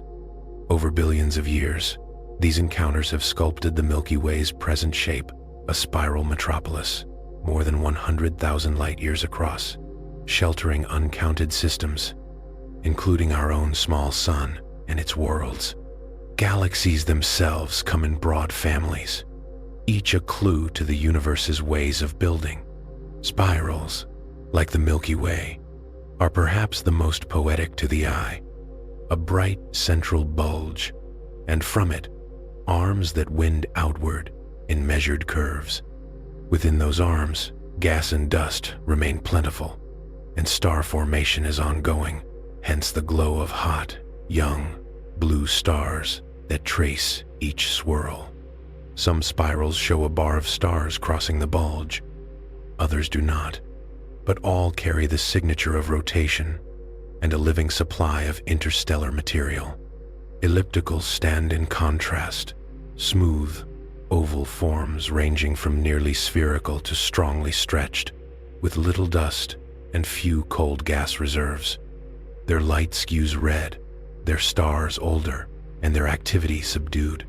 Many ellipticals are thought to be the mature products of past collisions, where chaos erased disks and arms, leaving behind a settled glow.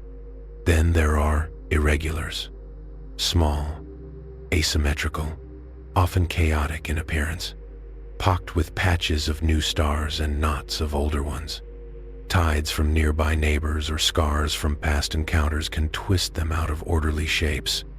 Together, spiral, elliptical, and irregular galaxies outline the diversity of cosmic architecture, each type a different chapter in how structure forms, changes, and endures. Among these structures, some giants stretch imagination and scale. IC 1101, a colossal elliptical more than 1 billion light-years away in Virgo, spans roughly 6 million light-years, about 60 Milky Ways laid edge to edge. Its population runs to the hundreds of trillions, many of them old and red, a sign that wild starbirth storms have quieted. Such size likely grew from many mergers, each encounter adding mass and smoothing structure. ESO 306-17, another enormous elliptical, about 500 million light-years away, reaches 1 million light-years across. Girdled by rich swarms of globular clusters, the fossil beads of a complex past. And within the galaxy cluster Abell 2029, the massive elliptical NGC 6166 looms at the core, its central black hole and strong radio voice hinting at the raw power housed in cluster hearts. These leviathans offer laboratories for questions about growth, dark matter, and the long consequences of galaxies colliding and consuming one another. The making of galaxies, begins early, when the newborn universe cooled and gravity found tiny ripples in an otherwise smooth sea of hydrogen and helium. In those slight overdensities, matter gathered. First, dark matter halos, then gas that fell in, cooled, and kindled the first stars. Small proto-galaxies formed along filaments of the cosmic web, then merged and accreted to build larger systems, a hierarchical growth described by the LCDM picture of the cosmos. Mergers do more than add mass. They buffet and stir gas, often igniting starbursts, short, brilliant epochs of star formation. Spiral disks can be disrupted into featureless ellipses by repeated collisions, a pattern borne out in crowded clusters where ellipticals are common. In quieter neighborhoods, spirals like the Milky Way keep their disks and keep making stars, slowly converting gas into light over billions of years. Feedback, the pushback from supernovae and from the energetic outflows around central black holes regulates this process, heating and expelling gas, shaping when and where stars can form. A galaxy's life is thus a long negotiation between gravity's gathering and feedback's dispersal, between order built and order undone. Threaded through all of this are two great unknowns that steer the whole: dark matter and dark energy. Dark matter, unseen but massive, seeds the first structures and wraps each galaxy in a supportive halo, the extra gravity that keeps fast-moving outer stars bound. Its presence shows in flat rotation curves and in the way galaxies and clusters lens background light. In encounters, dark matter halos pass through one another largely unimpeded, altering orbits while barely interacting except by gravity, helping to set the pace of mergers and the growth of the largest assemblies. Dark energy, by contrast, works on the broadest canvas, driving the universe's accelerated expansion. Its push widens the spaces between clusters and tugs gently against gravity's binding, making future mergers rarer on the largest scales and shaping the distribution of galaxies into filaments and voids. Together, dark matter provides the scaffolding on which galaxies rise, and dark energy governs the expansion that frames their stage, twin influences that choreograph structure from the intimate to the immense. The Andromeda Galaxy, M31, is our grand neighbor and mirror across 2.5 million light-years, the nearest large spiral in the local group of roughly 50-plus galaxies. Slightly larger than the Milky Way, with perhaps 1 trillion stars, Andromeda's gravity helps organize our neighborhood's dynamics. The two of us are on a slow-motion approach, closing at about 70 miles per second. In roughly 4.5 billion years, we will interpenetrate, loop through one another, and ultimately merge. Though star-to-star collisions will be rare, the galaxy's shapes will warp and shed long tidal streamers. Their central black holes may spiral together and coalesce, ringing space-time with gravitational waves. The remnant, often nicknamed Milkomeda, will likely be an enormous elliptical or a smooth, broad disk, its history recorded in diffuse halos and shells.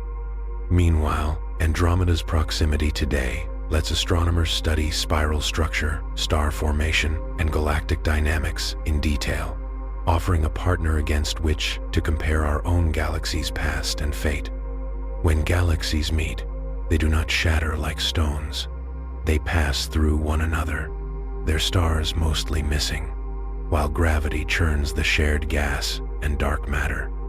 Early passes can compress clouds and ignite starbursts that light the bridges and tails flung out by tidal forces.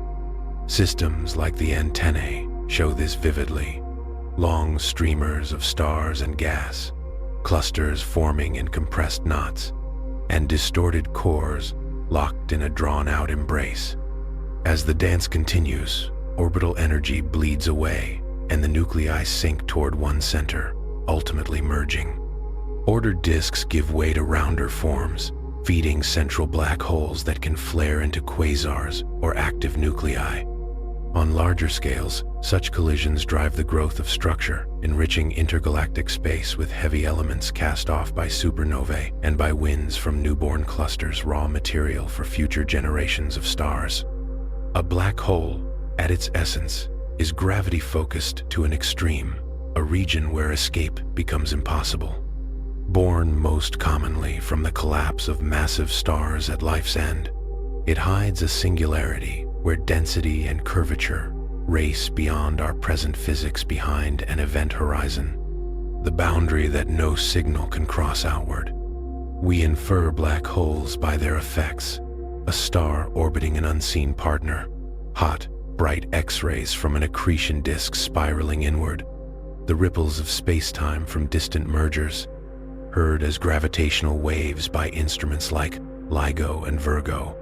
The event horizon itself is not a surface one could touch, but a one-way threshold where the escape speed reaches light's own. Just outside it, light can still skim and bend. Just inside, all paths curve inevitably in. This boundary forces profound questions about information and quantum gravity, where general relativity's smooth geometry meets the granular rules of the microscopic world. Black holes span a spectrum. Stellar mass black holes weigh a few to a few dozen suns, the remnants of collapsed giants. Supermassive black holes crouch in most galactic centers, millions to billions of solar masses, their origins still debated. Seeds from early collapses grown by mergers and steady feeding, or direct collapses of massive, pristine clouds in the infant universe. Between them, intermediate mass black holes hundreds to thousands of suns remain elusive but increasingly plausible, potential waypoints in the ladder, from stellar to supermassive. Each class marks a different path by which gravity concentrates matter and energy, each shaping its surroundings in distinct ways. When a massive star dies but does not quite cross into a black hole, its core can stabilize as a neutron star, a sun's mass or two packed into a sphere the size of a city. Here, matter is pressed so tightly that protons and electrons fuse into neutrons. A teaspoon would outweigh a mountain. Many neutron stars spin rapidly and beam radiation from their magnetic poles. If those beams sweep past Earth, we see regular pulses and call them pulsars, clocks. So steady, they test gravitation itself. An extreme subset, magnetars, carry magnetic fields so intense they warp atoms and stress the star's crust, producing bursts of X-rays and gamma rays and occasional starquakes. These remnants become laboratories where quantum physics, nuclear forces, and relativity intersect, offering rare tests of matter under pressures and densities unreachable on Earth. Among the sky's famous compact objects, a few names anchor our understanding. Cygnus X, 1, a blue supergiant paired with an unseen companion, was an early persuasive case for a stellar black hole, its fierce X-rays betraying matter heated in a fatal spiral. The Crab pulsar, embedded in the nebula left by a supernova recorded in 1054, spins 30 times a second, flashing across radio, optical, X-ray, and gamma bands, teaching us about pulsar winds and the machinery of supernova remnants. At our own galactic center, Sagittarius A times reveals itself by the swift, tight orbits of nearby stars, whose paths map an invisible 4 million solar mass anchor. And PSRB 1000, 919 plus 21, the first pulsar discovered, opened an era in which precise cosmic metronomes could probe gravity and interstellar space. Each of these objects turns mystery into measurement, guiding us toward deeper models of how stars end, how gravity behaves, and how the universe writes its most extreme chapters. The story we tell about the universe begins not with a bang in air, but with the quiet birth of space and time themselves. About 13.8 billion years ago, everything, energy, matter, the very fabric that would one day carry light, was pressed into a state of unfathomable heat and density. Then the universe began to expand. This is what we call the Big Bang.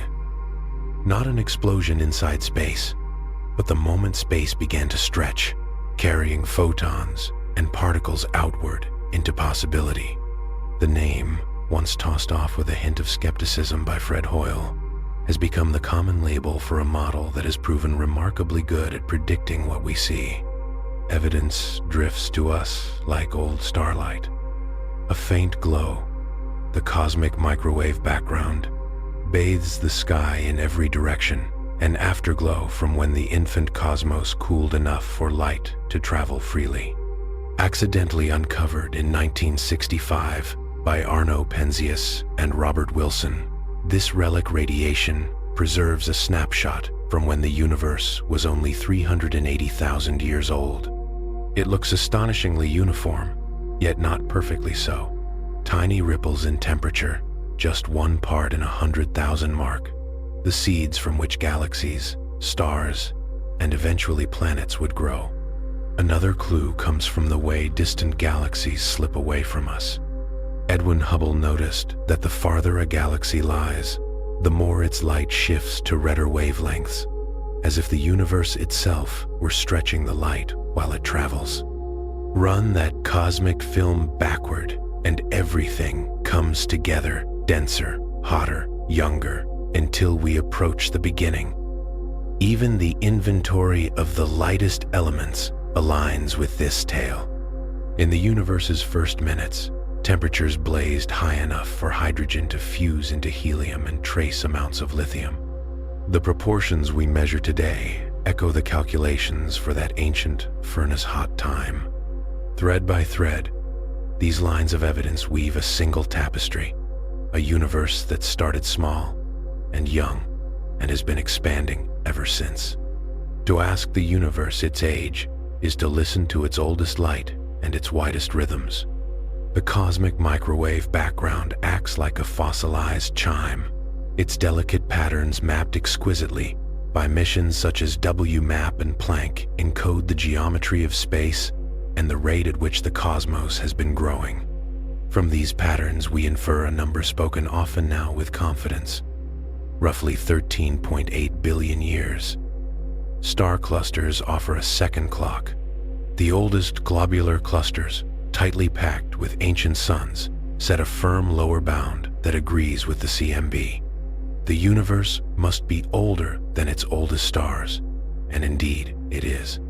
Size, in a universe whose boundaries are defined by light and time, requires careful language. Because space has been expanding while light has been traveling, the observable universe, everything whose light has had time to reach us, extends much farther than a simple distance equals speed times time would suggest.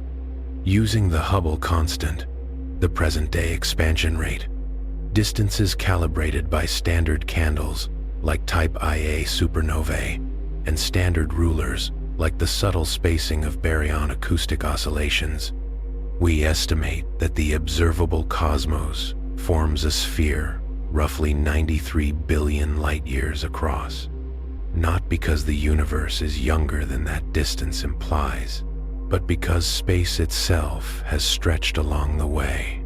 The CMB, that ancient afterglow, is more than a whisper from the past. It is a map. It dates from the moment when the young universe cooled enough for electrons and protons to bind into neutral atoms, turning an opaque plasma into a transparent sea and letting light go free. Its almost uniform temperature is exactly what the Big Bang model expects for a cosmos that grew from a hot, dense beginning.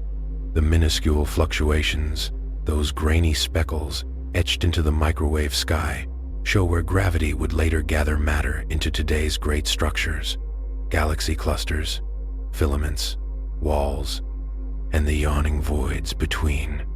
By reading the CMB's fine structure and polarization, we learn the proportions of the universe's contents: ordinary matter, dark matter, and dark energy, and we tighten our estimates for the Hubble constant and the age of everything. Hints in those same patterns even point toward a breathtakingly early chapter, a brief, blistering growth spurt called inflation, during which quantum ripples were stretched across cosmic scales. In those filigrees of temperature and light, we glimpse physics at energies far beyond any earthly machine. To track the expansion itself, astronomers use several harmonizing approaches. Spectra of remote galaxies show absorption and emission lines shifted toward the red, a measure of how much the fabric of space has expanded during the light's journey. The relationship between redshift and distance, captured in Hubble's law, depends on h0, the expansion rate today. To anchor the distance scale, we turn to standard candles, type Ia supernovae, whose intrinsic brightness we understand well enough to compare what should be seen with what is seen. Layered atop that are standard rulers, the residual sound wave imprints of baryon acoustic oscillations, faintly echoed in the large-scale clustering of galaxies. The CMB adds a primordial cross-check, fixing the early conditions from which all later expansion unfolds. Together, these methods tell a coherent story. Space has been stretching since the beginning, and the pace of that stretching has changed over time, slowed by gravity in the early universe, but lately speeding up again under the influence of something we call dark energy. From this expansion and its drivers arise our possible endings. If the acceleration continues as it does now, the cosmos drifts toward a big freeze. Stars use up their fuel, new starbirth wanes, galaxies fade, and the universe thins into a cold hush of cinders and low-energy light.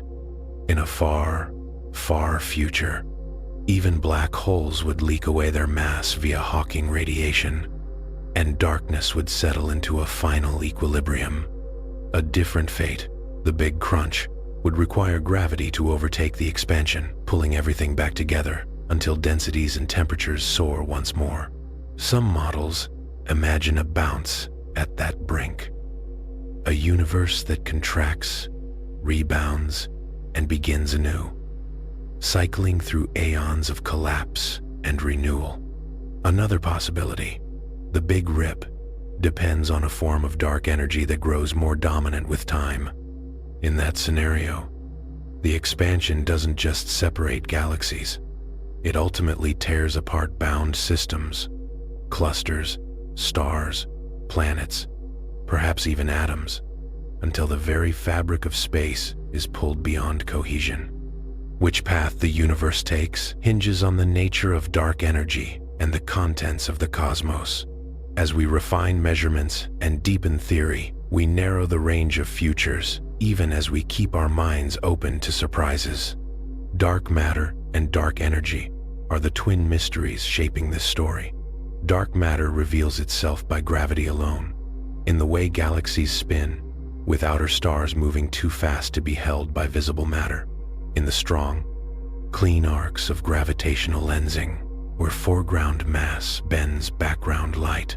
In the scaffolding that undergirds galaxy clusters in the cosmic web, we cannot see it glow, but its pull is unmistakable. Experiments deep underground listen for a whisper of a collision between dark matter and ordinary atoms. Accelerators search for hints of new particles. Sky surveys map lensing patterns to trace its invisible distribution. Dark energy is subtler still, a pressure or property of space that accelerates expansion. It was inferred in the 1,990 seconds when distant supernovae appeared dimmer than a steadily coasting universe would allow. Since then, CMB measurements, galaxy surveys, and BAO analyses have reinforced the picture. Roughly 68% of the universe behaves like a smooth energy that doesn't clump, pushing everything apart on the largest scales. Whether this is a cosmological constant, Einstein's quiet energy of empty space, or something more dynamic, remains one of the deepest questions in physics. New instruments sharpen our gaze, Space telescopes map faint galaxies to ever greater distances. Missions like Euclid and observatories like the Vera C. Rubin Observatory trace the cosmic web across time. Gravitational wave detectors open a fresh ear on the universe, hearing mergers of black holes and neutron stars that test gravity in its strongest regimes. Each advance tightens the weave between theory and sky, turning speculation into measurement and measurement into understanding. And always, the light keeps coming. The background glow from the first transparent moments, the red-shifted signals of galaxies hurrying away, the flicker of standard candles, the imprint of primeval sound. Together, they compose a lullaby of origins and futures. In that music, we hear the universe as it was, hot and young, then cooling and structuring, now widening under a strange, persistent push. We hear what it may become. For now, we float within a brief, vivid interlude, stars burning, planets circling, minds wondering, while the cosmos continues its patient expansion. The Big Bang Theory does not close the book so much as open it. A first chapter that explains the glow behind all things, and a guide that keeps pointing us outward, to the next page in the dark, and the next. Imagine the universe not as a firework exploding into emptiness, but as a quiet unfolding of space itself, like a breath drawn for the very first time. In the beginning, there was no before, no elsewhere. There was only an extremely hot, dense state where energy and possibility were the same thing. Then, the fabric of space began to stretch. That gentle but relentless expansion is what we call the Big Bang. Not a blast inside a pre-existing room, but the moment the room began, the moment light found a path to travel, and time learned to count. The phrase Big Bang, once spoken with a hint of doubt by Fred Hoyle, has become our shorthand for a model that, again and again, meets the night sky on its own terms and explains what the sky is telling us. If you step outside on a cold, clear evening and listen with instruments instead of ears, you can hear the oldest light still humming softly, a faint microwave glow that fills all directions. This glow, the cosmic microwave background, is the afterglow of the beginning, released when the universe was a mere 380,000 years old. Before that time, the cosmos was a fog. Electrons and protons, free in a hot plasma, scattering light so thoroughly that nothing could travel far. But as expansion carried heat away, those charged particles settled into neutral atoms, and the universe turned transparent. The light that had been tangled and trapped was suddenly free to move, and it has been traveling ever since, stretching with the fabric of space, softening into microwaves that we can still detect today. When Arno Penzias and Robert Wilson stumbled upon that background radiation in 1965, they weren't just finding noise, they were hearing the hush that followed the first great blaze. At first glance, the background looks remarkably even, smooth as warm milk poured across the sky. Yet a closer look, WMAP and Planck's careful maps reveals tiny freckles of temperature, fluctuations only 1 part in 100,000. Those freckles are precious. They mark places where matter was ever so slightly denser, where gravity could gather the raw ingredients of galaxies, clusters, and the bright filaments that stitch the cosmic web. In those faint mottlings, we see the handwriting of the early universe, subtle, quiet, and determined to become structure. There is another thread of evidence, stretched across the depths like a string of red beads. When Edwin Hubble measured the light from faraway galaxies, he noticed their spectral lines were shifted toward the red, a sign not of galaxies rushing through space like bullets, but of space itself lengthening under their feet.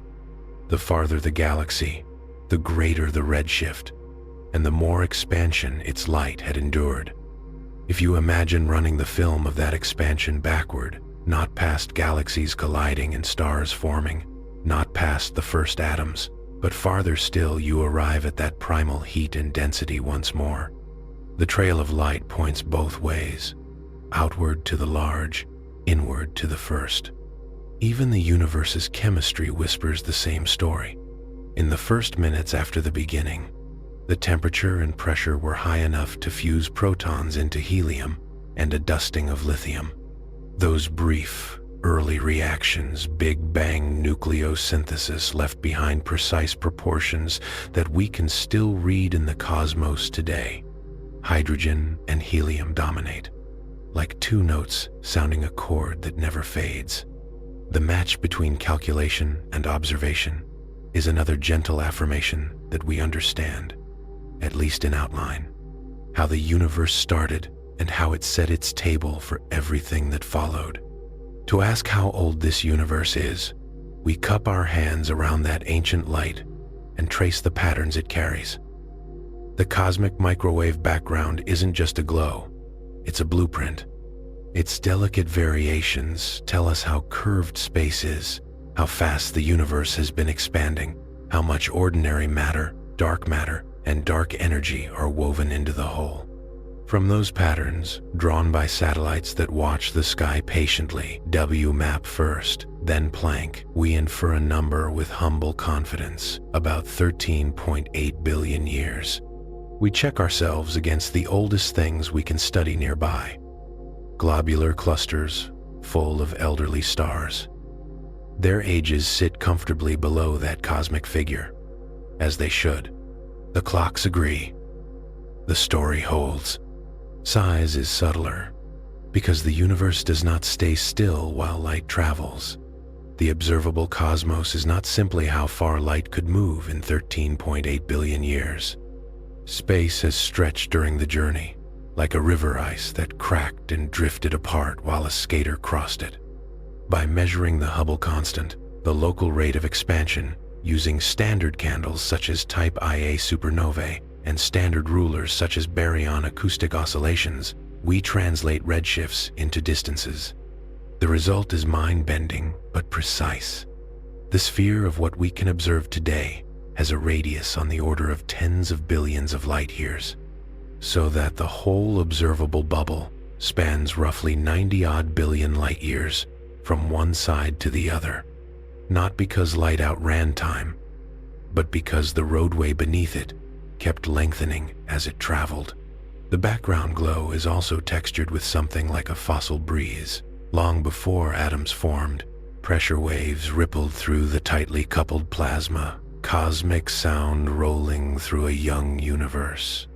When transparency arrived, those ripples left their imprint on matter, setting a faint, preferred spacing in the distribution of galaxies.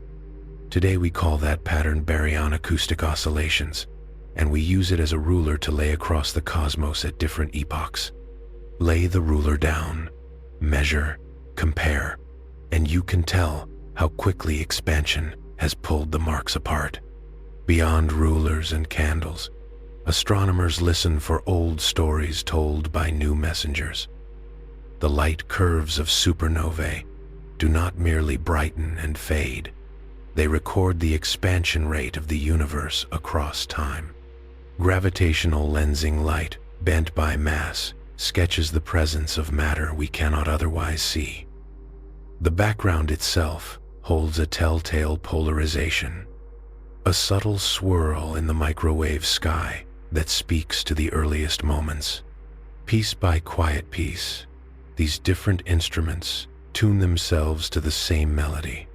A universe that began hot and dense, expanded and cooled, formed structure, and now, curiously, seems to be speeding up again.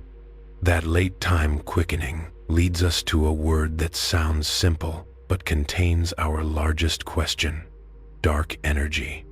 Something smooth and persistent is pushing outward on the grandest scales. Not strongly enough to tear you from your chair, but unmistakably shaping the fate of clusters and the spacing of galaxies. In the late 1000, 990 seconds. Teams measuring distant supernovae realized those candles looked dimmer than expected in a steadily coasting cosmos. The implication was radical but clear. The universe's expansion is accelerating. When we weave together supernova distances, CMB patterns, and the BAO ruler, the picture sharpens.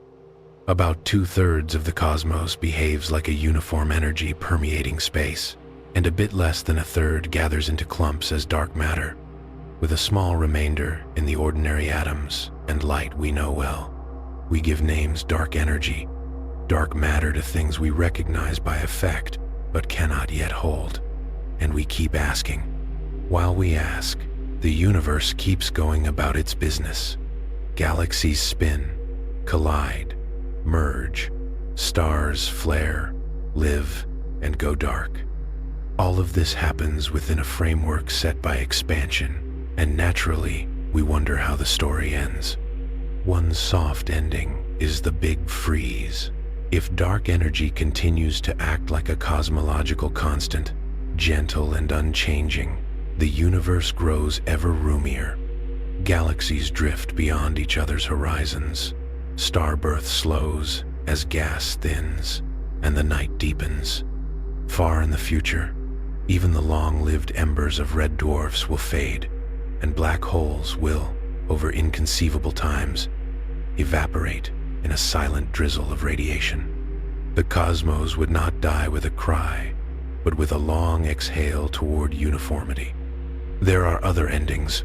If gravity were to gain the upper hand, if the average density and the nature of dark energy were such that expansion slowed, stopped, and reversed, the universe would turn toward a big crunch, structure collapsing back into heat and density, a mirror to the beginning.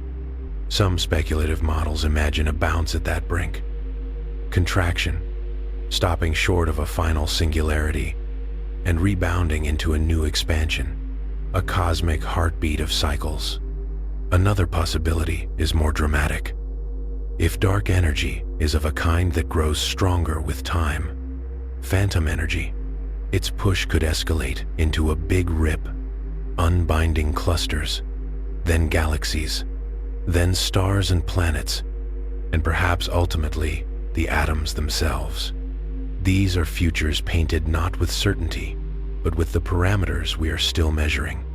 With each observation, we erase some endings and lean toward others.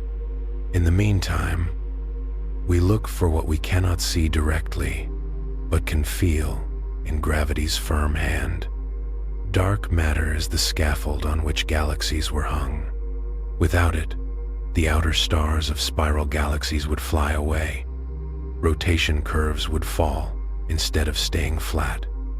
Without it, the lensing arcs around clusters would be weaker, the cosmic web thinner. We map dark matter not by light, but by its tug. We watch how it bends the paths of photons, how it shepherds galaxies, how it shapes the growth of structures over time. In mines and mountains, deep detectors wait for the gentlest nudge of a passing dark matter particle. In colliders, we search for missing energy that might hint at new constituents. Each null result tightens the net, and each new astronomical survey draws the invisible more clearly. Dark energy, too, yields clues grudgingly. We test whether it acts like a constant or something that evolves by watching supernovae at different epochs, by charting how structures grow under the competing influences of gravity and repulsion, by comparing the early universe imprint in the CMB to the late universe web of galaxies. We build instruments with wide eyes, space telescopes that map redshift upon redshift, ground-based mirrors that gather light from hundreds of millions of galaxies. We listen for new physics not only with light, but with the very ripples of space-time. Gravitational wave observatories hear the mergers of black holes and neutron stars, events that let us test gravity when it is at its strongest. In time, those same ripples may help pin down the expansion history by acting as standard sirens, their distances read from the amplitude of the waves and their redshifts from light seen alongside. If we return to the beginning for a moment, there is one more chapter worth holding close: inflation, the brief, extraordinary growth spurt that early universe physics seems to prefer. In a heartbeat of time, quantum fluctuations were stretched across cosmic scales, ironing out curvature and smoothing the sky while seeding the tiny variations the CMB sees. We search for the fingerprints of that moment in the polarization of the background radiation, in the distribution of structures on the largest scales, and in the spectrum of primordial fluctuations. It is delicate work, like reading wind on the surface of a pond, to find the story of the storm that passed an age ago. All of these lines, the background's fine grain, the redshift ladder, the supernova light curves, the BAO ruler, the lensing maps, the gravitational waves converge into a portrait that is both serene and dynamic. The universe is serenely lawful. General relativity curves space. Quantum mechanics flickers at the smallest scales. Thermodynamics shepherds heat from hot to cold. But the universe is also dynamic. It expands. Structures grow. Stars light and extinguish. Black holes merge and ring. The laws are the lullaby. The dynamics are the breath, rising and falling through it. To bring this vastness to the level of a pulse, imagine lying under a dark sky and letting the story pass through you like slow water. First, a brightness too fierce to be anything but potential. Then cooling, settling, recombination. The fog clears, and light at last can move. Gravity gathers and sculpts. The first stars bloom, live briefly, and die into clouds seeded with heavier elements. Galaxies spin into being, collide and reform, their central black holes feeding and sleeping. On the wide stage, expansion sets the spacing, and in the local pockets, chemistry and time do their intimate work. Somewhere in one spiral arm of one galaxy, a star kindles planets. One planet keeps its water. Life tries. Consciousness stirs and looks up. That look upward is part of the story, too. The Big Bang Theory is not only an explanation of what happened, it is a method, a way of turning observation into understanding. We listen to a faint microwave hiss and hear the first era of transparency. We measure a shift to red and learn how space stretches. We count the helium and lithium and read the minutes after the beginning. We map the clustering of galaxies and sense the hand of dark matter that never shines. We watch distant supernovae flicker and infer a pressure that no hand can feel, yet that moves everything apart. We test, compare, refine, and let the universe correct us when we are wrong. Even as we drift towards sleep, there is comfort in this. The cosmos is not indifferent to our curiosity. It is, in a quiet way, generous. It left records everywhere for those who know how to look and how to wait. The cold light from the first clear moment, the spacing in the galaxies, the arcs around clusters, the timing of a dying star, the whisper of a merger crossing a billion light years. Each clue arrives with patience, and together they assemble a picture. The picture is still incomplete. Some borders are pencil lines waiting for ink. But the center is strong. A universe that began hot and dense, grew, cooled, and structured, now accelerates gently, and will, in all likelihood, end in silence far beyond any calendar we can imagine. For tonight, that is enough. The beginning was not an explosion into somewhere else. It was the appearance of somewhere. The proof shines softly around us, all the time, a background to every star. The measurements are not iron bars, but threads, woven crosswise until they hold. Dark matter and dark energy are not failures of imagination, but invitations. The fate of everything remains a question we can keep asking, with better instruments and deeper humility. Close your eyes and feel the scale loosen. Galaxies unspool into filaments. Clusters sink into darkness. The microwave sea hums a steady note. You are adrift in a universe that tells its own story in light and gravity. A universe that began in brightness and has spent billions of years learning to speak complexity and quiet. Somewhere between those two ends, in the long middle where we now live, there is room for wonder, room for questions, room for sleep. Exoplanets, gentle wanderers beyond our sun's light circle, distant stars like lanterns drifting on a black sea. Some are small and iron bright, some swollen with cloud and wind, some hugging their suns so tightly that dayside rocks might simmer, others so far out that starlight falls like snow. The first confirmed hints came in the early 1990 seconds. Whisper faint companions around a pulsar, and then the dam broke. Worlds upon worlds added to a growing ledger until the sky felt crowded with stories. Each new planet expands the alphabet of possibility, teaching us fresh vowels for climate, fresh consonants for chemistry, and new grammar for the way systems assemble. We learn their names not by touching them, but by listening to their stars. One quiet art is the transit method, where astronomers keep watch over a star's brightness as faithfully as you might sit beside a sleeping child and study the rise and fall of breath.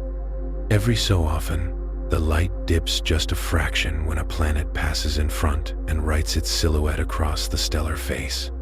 That tiny eclipse, repeating with a steady rhythm, tells the planet's size and year. And if the star's light seeps through a thin ring of air around the planet, the spectrum gathers soft fingerprints of gas, water vapor's damp sigh, carbon dioxide's steadying hush, methane's quick spark. Kepler turned this patience into a harvest, staring at one patch of sky until faint patterns rose from noise, like a coastline emerging from fog. Another instrument listens for a star's wobble, the radial velocity method. Planet and star are partners in a gravitational dance, and even the heavier partner must yield a little. As the star edges toward us, its lines shrink bluer. As it glides away, they stretch redder. High-precision spectrographs, crafted with the care of watchmakers, can hear motions slower than a walking pace written into starlight. From that trembling, we learn a minimum mass, a path's shape, and hints of other companions that tug from the shadows. There are rarer songs. Gravitational microlensing is a brief lens of fate. When a nearer star passes in front of a distant one, gravity magnifies the background light.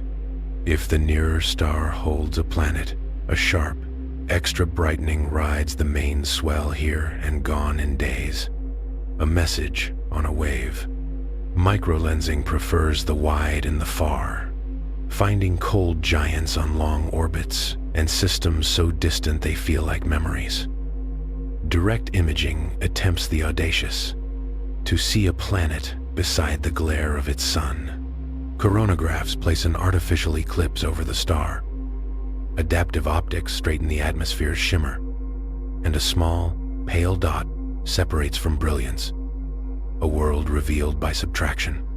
It is easiest with massive, youthful planets glowing in infrared, far from their stars.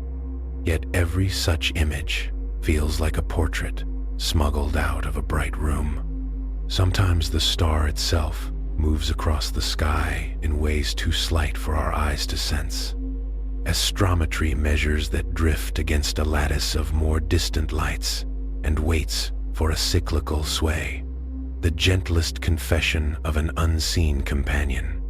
The motion is tiny fractions of a milliarc second, but over years, the pattern emerges, favoring worlds on broad, patient orbits.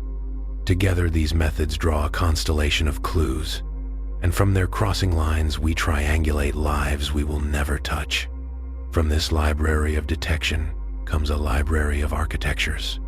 We read of hot Jupiters skimming their suns in days, of mini Neptunes wrapped in light gases, of super-Earths testing the seam between rock and cloud.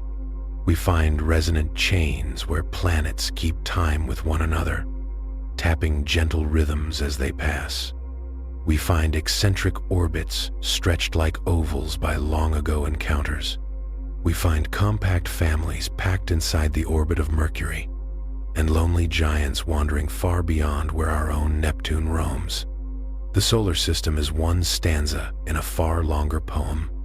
When we ask which worlds might welcome water on their surfaces, we look first to the habitable zone, a tempered ring around a star where a rocky planet could keep its oceans neither frozen nor boiled away. For a sun-like star, that ring arcs roughly through Earth's orbit. For a cooler red dwarf, the ring pulls in close, face to flame. Yet distance alone is not destiny. A light world may lose its air, a heavy one may swaddle itself in hydrogen, burying seas beneath a crushing sky. Radius and mass, how big, how dense, hint at what lies underfoot. Is there basalt or brine, mantle or methane? Do mountains breathe carbon? Do oceans steady climate? Does the crust recycle heat by the slow, tectonic shuffle that lets a planet mend its weather? An atmosphere is more than a blanket. It is a river of heat, a filter against harsh radiation, a stage on which clouds rehearse their slow dramas. During a transit, the star's light sifts through that river and picks up narrow signatures, absorption lines, laid like reeds across a stream. With careful modeling, we turn those lines into air. Water vapors curve, carbon dioxide shoulders, the hint of methane or carbon monoxide, and sometimes on small worlds, a stubborn flatness clouds muting the view. Direct imaging adds another angle, letting us taste thermal light from a planet's own dayside, trace winds that carry warmth into a night that never sees the star, and map weather that curls and breaks like surf. Beneath the sky, the interior keeps time. A molten core may spin a magnetic field, wrapping the planet in an invisible shawl that deflects stellar wind. Without such shielding, air can be peeled away, molecule by molecule, until deserts inherit the world. Continents steer currents, oceans store summer for winter. A moon's gravity can steady a planet's tilt and make seasons a long, slow pulse rather than a feverish lurch. Even the shape of the orbit matters. A gentle circle calms, an ellipse stirs. The star sets the temper. Red dwarfs live for trillions of years, but many are stormy in youth, flaring in ultraviolet and X-rays. Their habitable belts lie close enough that a planet may lock one face into perpetual day and the other into perpetual night. And yet, with enough air and ocean, winds and currents can ferry warmth into the twilight between, softening extremes into climates that, while alien, may still be kind. Sun-like stars are steadier companions for life as we know it. Generous in visible light, moderate in tantrum, long-lived enough for slow chemistry to find its footing. Certain systems have become waypoints for our longing. Proxima Centauri b holds a temperate orbit around the nearest star to our Sunday. It might be tidally locked, its day side a fixed glare and its night side a permanent winter, but between them could run a ring of gentle dusk where water might linger if the air has endured the star's early tempests. The TRAPPIST, one family, 7 Earth-sized worlds around an ultra-cool dwarf, sits like a string of beads, so close to their star that years last days. 3 rest in or near the habitable zone. All of them speak of crowded origins and resonant choreography. Worlds trading small tugs that keep the beat. To read such atmospheres is to practice patience. Transit spectroscopy stacks photons transit by transit, coaxing faint features above the noise. Clouds confuse, Star spots pretend to be molecules, and hazes can flatten lines into silence. Direct imaging wrestles a glare a billion times brighter than its quarry. Still, the progress is steady. Sodium and potassium traced in giant skies, water vapor mapped, carbon-bearing gases weighed, day-night heat flows measured, clouds sketched in broad strokes, retrieval models. Our mathematical translators turn spectra into weather by trying possibilities until the light agrees, folding uncertainty into the answer so that honesty travels with every claim. When we wonder about company, we sometimes lean on a scaffold from Frank Drake, who broke the great question into smaller ones. How often stars are born? How many wear planets? How many of those planets rest in gentle zones? How often life begins? How frequently minds awaken? How long such minds broadcast or listen? The Drake equation is not prophecy. It is a chalkboard that invites revision. Some numbers now feel solid, anchored by surveys and missions. Others remain soft and tentative, waiting for a biosignature's blush or an alien transmitter's patient pulse. By keeping the framework, we keep our humility. Biosignatures themselves are messy poetry. Oxygen can be sustained by biology, but also by light cracking water on a world gone dry. Methane can be brewed by life or belched by rocks. The most persuasive signals may be pairs and trios out of chemical equilibrium, gases that should erase each other unless replenished by breath or metabolism.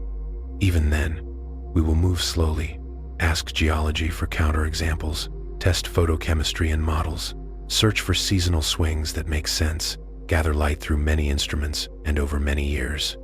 The first time a spectrum suggests life, the truest word may be maybe. The tools grow more deft. Tess skims the nearby sky for brief, repeating shadows and hands candidates to larger eyes.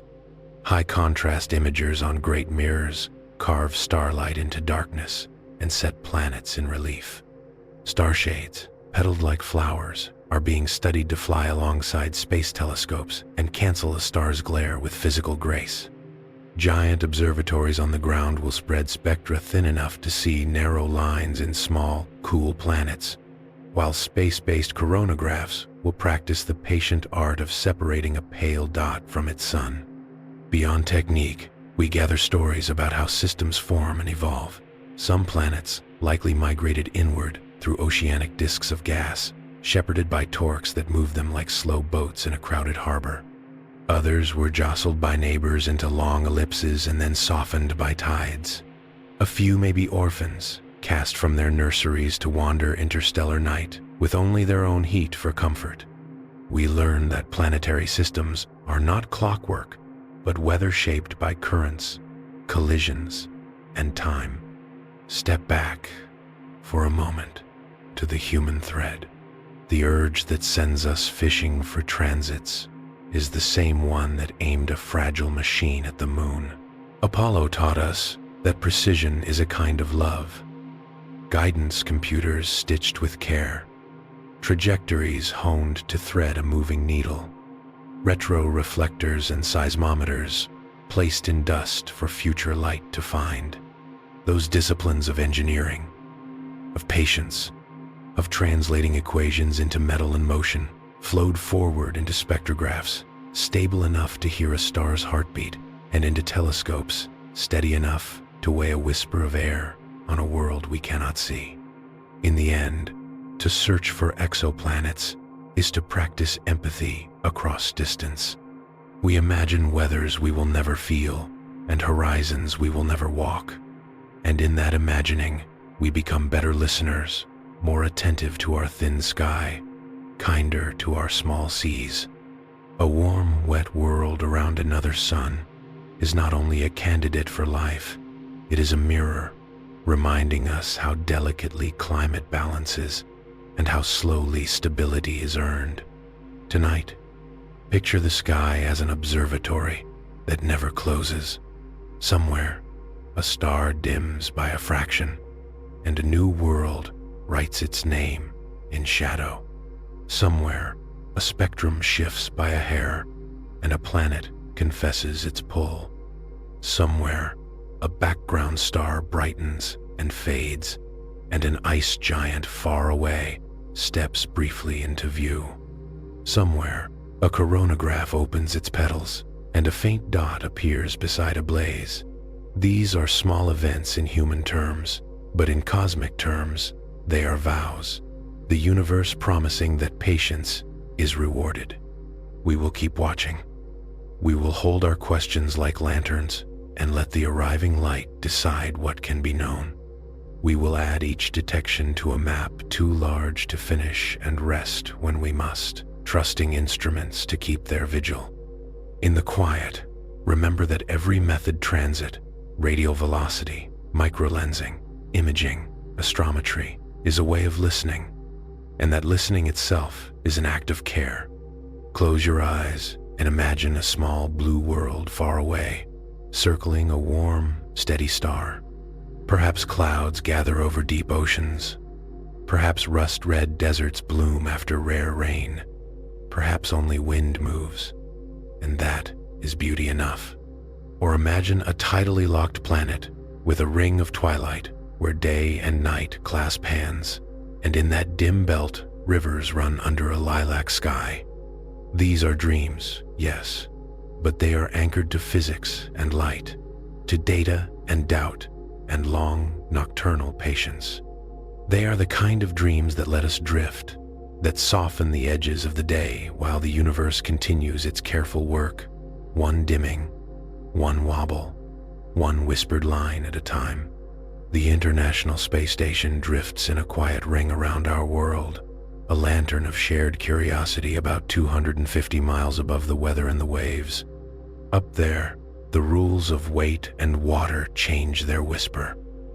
Muscles soften without effort, bones surrender minerals to the bloodstream, and fluids wander toward the head as if following a secret tide.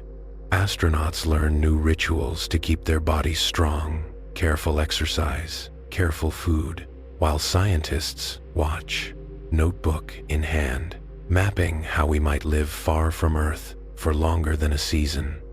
In that slow ballet of microgravity, fire curls differently. Droplets become perfect spheres, and metals mix in ways they refuse to on the ground. The station peers outward too, counting cosmic rays, tasting the thin blue edge of our atmosphere, tracing the swirls of ocean and the green breath of forests. Nations share tools and time and tea, and the experiment never ends. A small humming village proving that cooperation can orbit, and that low Earth orbit is not an end, but a gentle stepping stone to darker seas. Mars waits beyond that stepping stone, red and wind-carved, and two patient robots keep the vigil. Curiosity, settled in Gale Crater since 2012, sifts ancient mudstone like a librarian turning brittle pages. It finds rivers that once braided through the basin, minerals that only form with water, and organics tucked into the rock as if the planet once carried recipes it never cooked. Perseverance, younger and purposeful, rolled into Jezero Crater in 2021 and began gathering tiny time capsules, cores of stone and dust sealed for the day a human hand opens them on Earth. Together they listen for the faintest hints of past life, measure the air and the weather, and scout for places where boots might one day press into rust-red soil. Above them, Ingenuity's small rotors beat thin Martian air, proving that even in another sky, flight is possible, brief, brave, surprising. Farther still, two elder messengers continue their slow departure. The Voyagers, launched in 1977, stitched a grand tour through the outer planets, sending back portraits we now carry like family photos. Jupiter's muscled storms, Saturn's ringed shadow lace, Uranus and Neptune in cold, distant blues, and Io's volcanoes breathing fire into the dark. Their instruments have grown quiet with age, yet they keep reporting from outside the sun's protective wind, sampling the sparse, ancient medium between the stars. New horizons flew later, lean and swift, brushed past Pluto in 2015, and showed us mountains of ice and plains that flow like a frozen heart. Then it threaded the Kuiper Belt to meet Arakoth, two worlds gently joined, an untouched relic from the solar system's dawn. These travelers remind us that curiosity is patient. It does not mind the cold or the long road. Closer to home, yet deeper in time, our great observatories unfold their mirrors like night-blooming flowers. Hubble, since 1990, has steadied its gaze through Earth's shimmerless sky, revealing nurseries where stars ignite, galaxies tangled in gravitational dance, and a universe that expands faster than we once believed. James Webb, tuned to the soft warmth of the infrared, parts the curtains of dust. It eavesdrops on the first starlight, reads the chemistry of planets around other suns, and studies the chilly cradles where worlds are stitched from gas and grain. One telescope sharpens what the other cannot see. Together, they turn the darkness into detail, and the detail into understanding. Still, most of the cosmos hides. Dark matter does not glow or scatter light, but its gravity braids the invisible scaffolding on which galaxies hang. We notice it the way we notice wind, by what it moves. Stars at the edges of spirals whirl too fast to be held by what's visible. Clusters lens background galaxies into arcs and rings, and the math points to something unseen, abundant, quiet. Dark energy is stranger still, a pressure in the fabric of space that urges everything apart, an acceleration discovered in the flicker of distant supernovae and traced in the ancient pattern of the cosmic microwave background. Perhaps it's a constant hum woven into space-time. Perhaps it changes, like weather we have not learned to forecast. For now, we give it a name and keep asking. Sometimes the universe speaks not with light, but with trembling. Gravitational waves, faint ripples in space-time pass through without resistance, carrying the memory of violent mergers. In 2015, L-shaped tunnels of laser light felt a distortion smaller than a proton's width and announced the collision of two black holes 1 billion years ago. Since then, more signals have arrived. Black holes meeting, neutron stars spiraling together, one such union even producing a flash of light and heavy elements forged in the shock. A new way of listening makes a new kind of music, and the score grows richer with each detection. There are other whispers we do not yet translate.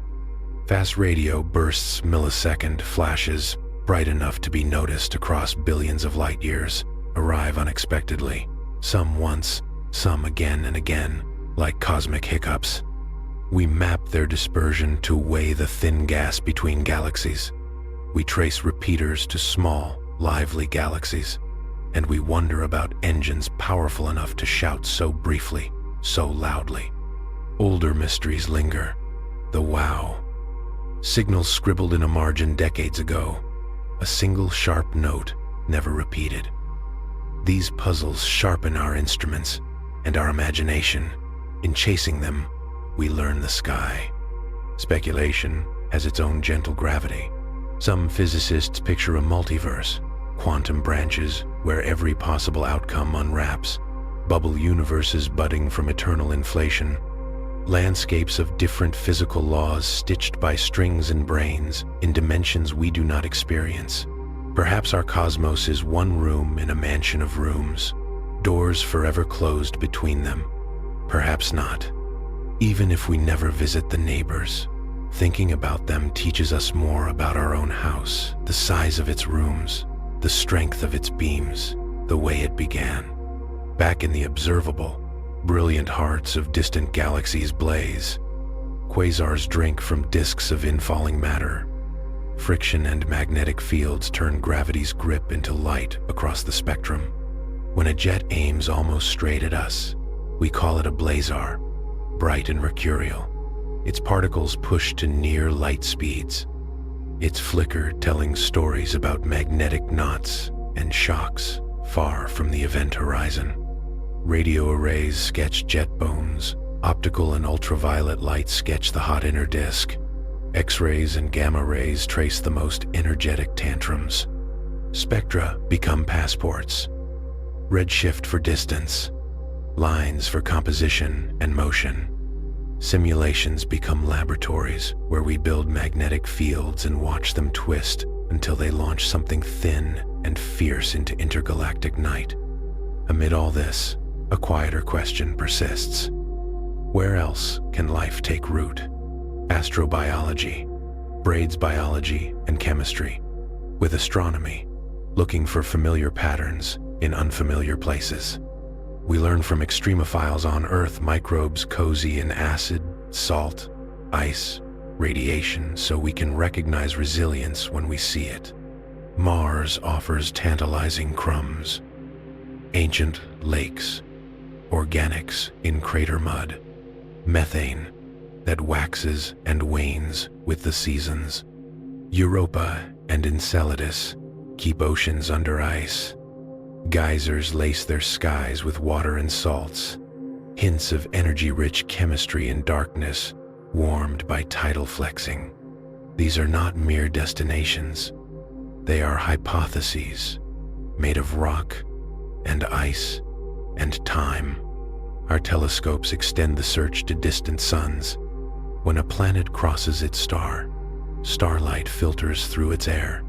In that brief tint, we look for water vapor, oxygen, methane gases that, together, might betray metabolism. With coronagraphs and clever optics, we suppress a star's glare to catch the faint reflected glow of a world, hoping to see the green signature of pigments or the thermal breath of weather. Ground-based giants will join the effort, reading atmospheres with precision so fine that a molecule will feel seen. If life appears elsewhere, even as a microbe, it will soften something deep in our solitude. Biology would widen beyond Earth's biography. Philosophy would have new ground to walk. Technology would sprint to keep up with our questions. The practical gifts would follow, as they always do. New materials, new medicines, new ways to listen and to look. But the quiet gift would be this: a recalibration of perspective, a gentler pronoun for we. Talk of living on Mars turns the thought into architecture. We imagine habitats half buried against radiation, domes warmed by captured sunlight, greenhouses exhaling oxygen, factories that turn carbon dioxide into fuel and air. Starship-scale vehicles, lunar way stations, and test beds in deserts and on volcanoes rehearse what it means to be far and self-reliant. Yet the challenges are intimate as well as technical. Bodies need gravity's tug. Bones need load. Minds need color, space, and the company of other minds. Shielding may come from clever materials or from water in the walls. Exercise becomes a daily anchor. Food and stories and music become medicine. For journeys that last months and years, every system must learn to mend itself. Medical care becomes compact and smart. Crews train not only to fix valves, but to sew skin and soothe fear. Communication delays stretch conversations into letters rather than calls. So, spacecraft learn a measure of autonomy, and crews learn patience with the speed of light. Artificial gravity may one day be spun from rotation. Until then, resistive workouts and pharmaceuticals stand in. We test these ideas in orbit and in sealed habitats on Earth, letting the small mistakes happen here so that the larger ones never do. Threaded through all of this is the same lullaby. Observe carefully, share generously, rest when you can. The universe is vast, but it rewards the unhurried. In its long night, we light small lamps, stations, rovers, telescopes, detectors, and by their glow, we read. Private companies like SpaceX are playing an increasingly pivotal role in the future of space exploration, softly redrawing the map of what is possible with reusable rockets, leaner operations, and a willingness to try again after each landing plume fades. For decades, the night sky belonged mostly to national agencies, NASA, Roscosmos, ESA. Yet the arrival of commercial partners has quickened the cadence of launches and lowered their cost, like shortening the steps in a waltz so more missions can join the floor. Reusability, once an aspiration, now feels routine. Falcon 9 descends on a pillar of light, is tended to, and returns to work, turning scarcity into cadence. Cheaper access means more room for science, for small satellites and daring prototypes that would have been crowded out when each ride to orbit was precious and rare. In this gentler, faster rhythm, partnerships become bridges. SpaceX's Dragon ferries food, experiments, and people to the International Space Station under the Commercial Crew Program, easing NASA's hands so they can reach farther toward the Moon's dusty plains and Mars' wind-cut valleys. The ambition grows bolder with Starship, a fully reusable system meant to lift heavy dreams, habitats, rovers, greenhouses toward other worlds and bring them home again. If it succeeds, the price of distance may fall enough that lunar bases and Martian camps move from sketch to scaffolding, from story to schedule. Each incremental test, each heat shield, tile, and engine restart is a small rehearsal for interplanetary travel. Around this bright center, a broader ecosystem blossoms. Blue Origin shapes engines and lunar lander concepts while exploring gentle pathways for space tourism, inviting more people to taste the edge of darkness and the curve of Earth. Rocket Lab perfects nimble launches and in-space services for small payloads, proving that not every journey needs a giant's stride. Axiom Space and partners design commercial stations, modular rooms in low Earth orbit, so research and manufacturing can continue when the ISS rests. And so companies can grow materials and medicines in microgravity, where crystals form more perfectly and tissues knit in calmer ways. Constellations like Starlink thread low orbit with communication, bringing internet to remote valleys and ships at sea, and testing the logistics of operating thousands of satellites as if they were a single, humming instrument. Competition, once sharp, often softens into collaboration. Shared launch pads, purchased engines, hosted payloads, and data exchanged like friendly notes. Venture capital, insurance, and supply chains learn the tempo of spaceflight, while universities and startups feed new ideas on orbit servicing, debris removal, refueling tugs, and gentle deorbit sails, so that the commons above us stays safe and usable. Regulations adapt, standards emerge, and conversations deepen about sustainability, spectrum, and the quiet etiquette of sharing the sky.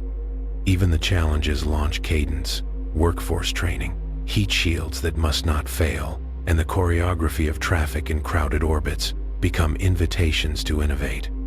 All of this draws humanity a little closer to an interplanetary future. Costs fall, cadence rises, the path from garage to orbit shortens. Government agencies keep their eyes on the deep horizon. Artemis, Mars sample return, outer planet probes, while private fleets handle the busy lanes nearer to home. In the hush between countdown and ignition, you can almost hear the larger promise that by mixing public purpose with private agility, we turn space from a rare expedition into a living frontier, one launch, one landing, one quiet docking at a time. Space tourism is quietly unfolding into a new chapter of human adventure, a dream once confined to storybooks and stargazers, now edging closer to reality. Over the coming decades, this frontier is expected to blossom, nurtured by swift advances in technology, bold private vision, and the timeless human desire to see Earth from above, to look back and understand our home as a delicate, glowing sphere adrift in the dark. The first steps have already been taken. Small, fragile moments of history, where ordinary people felt the soft weightlessness that astronauts have long described as otherworldly calm. Companies like SpaceX, Blue Origin, and Virgin Galactic are shaping this dream into experience, each tracing a different path toward accessibility and awe. Virgin Galactic's sleek white spacecraft arcs gracefully through the thin upper air, lifting its passengers to the edge of the black. For a few precious minutes, gravity loosens its grip, belts unfasten, laughter rises, and faces turn to the curved horizon, where sky fades into eternity. Blue Origin's New Shepard follows a similar path, an elegant cylinder that climbs past the Kármán line, pauses, and returns. Its passengers carried by a fully automated system that feels more like an elevator to wonder than a rocket to danger. These early flights last mere minutes, yet those minutes linger for travelers. Time slows, and something inside them quietly rearranges. They return different, humbler, lighter, and more aware of the shared fragility of life below. But these first leaps are only the beginning. In the coming decades, suborbital hops will give way to orbital journeys, longer, slower sojourns among the stars. Imagine hotels in orbit, serene capsules circling Earth every 90 minutes, windows wide as dreams, beds gently curved to cradle sleeping bodies in zero gravity. Guests might sip morning coffee while watching the sunrise sweep across continents, or drift past research modules where scientists study the dance of fluids and flame in microgravity.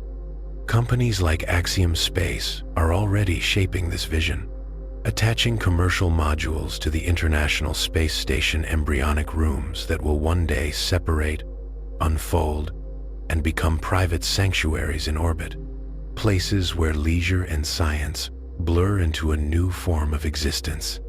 Farther still, projects like SpaceX's Starship look beyond orbit altogether.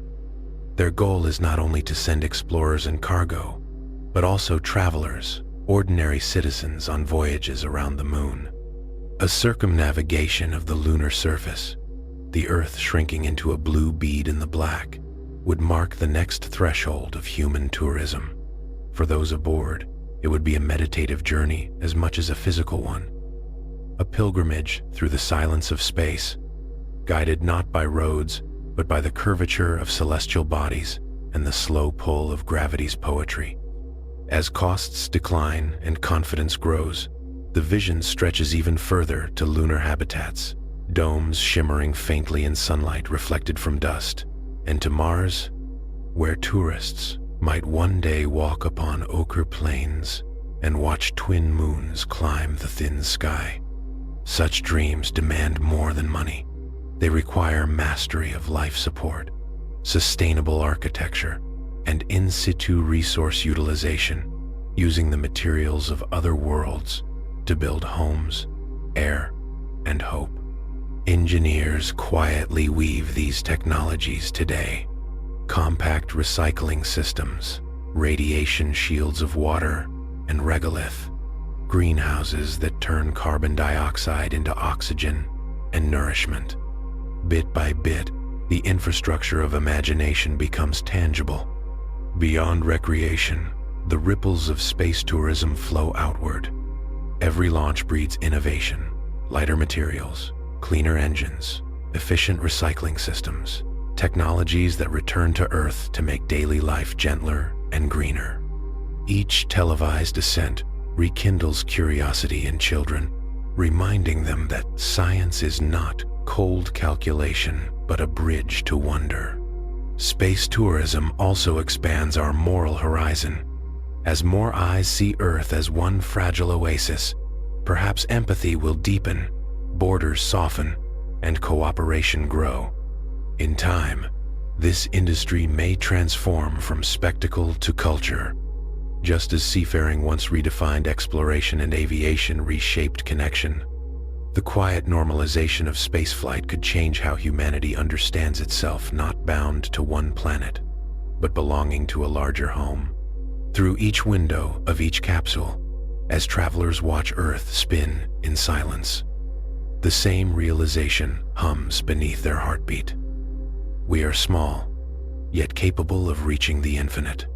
And in that calm recognition lies the true gift of space tourism, not escape, but perspective. Asteroid mining glimmers on humanity's horizon, a dream both daring and delicate, like catching a star in the palm of your hand. The asteroids that drift silently through our solar system are not just remnants of creation. They are archives of time and treasure chests of raw material. Within their rocky shells lie veins of iron, nickel, cobalt, and platinum elements forged in ancient stellar furnaces long before Earth ever cooled. These metals, so rare and costly to extract on our planet, float freely in space, waiting to be touched by human ingenuity. Mining them could one day ease the burden we place on Earth's fragile crust, allowing our planet to breathe again. Its mountains and forests, spared the scars of extraction. Some asteroids carry not only metal, but water, frozen reservoirs that could be melted, split into hydrogen and oxygen, and transformed into the fuel of future voyages. Imagine spacecraft refueling at way stations carved into drifting rock, turning the asteroid belt into a chain of cosmic harbors.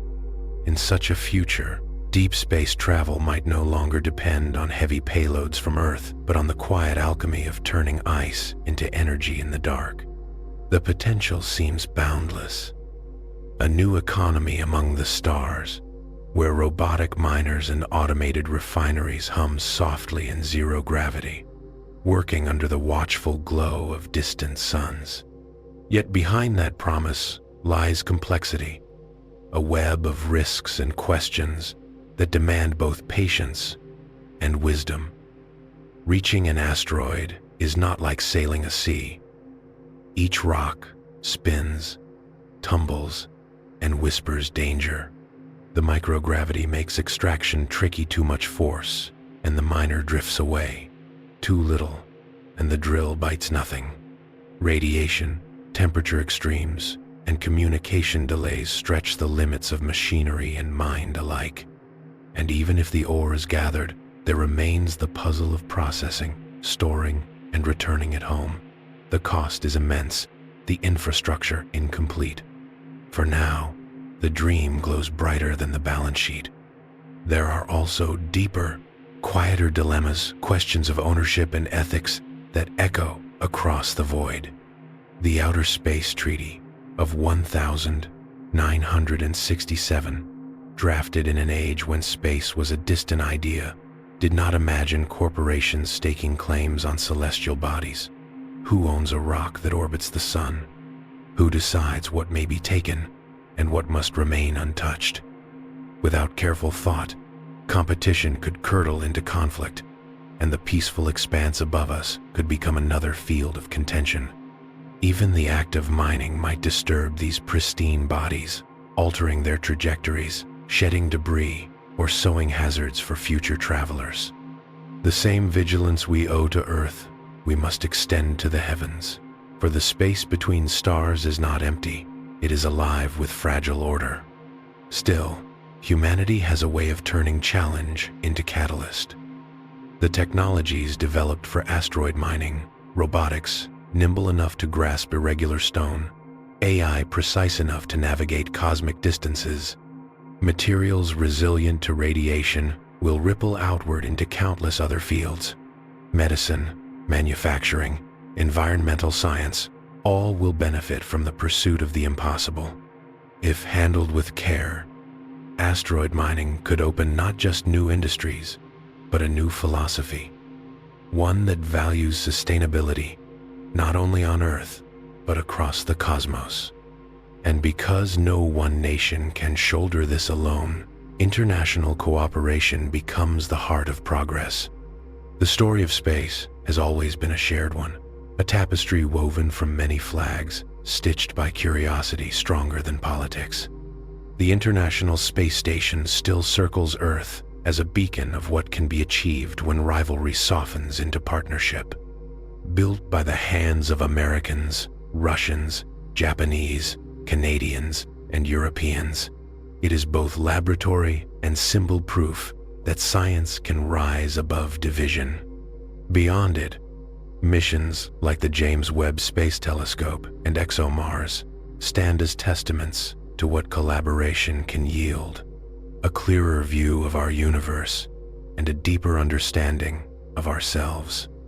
Shared missions allow nations to pool not only funds and expertise, but dreams.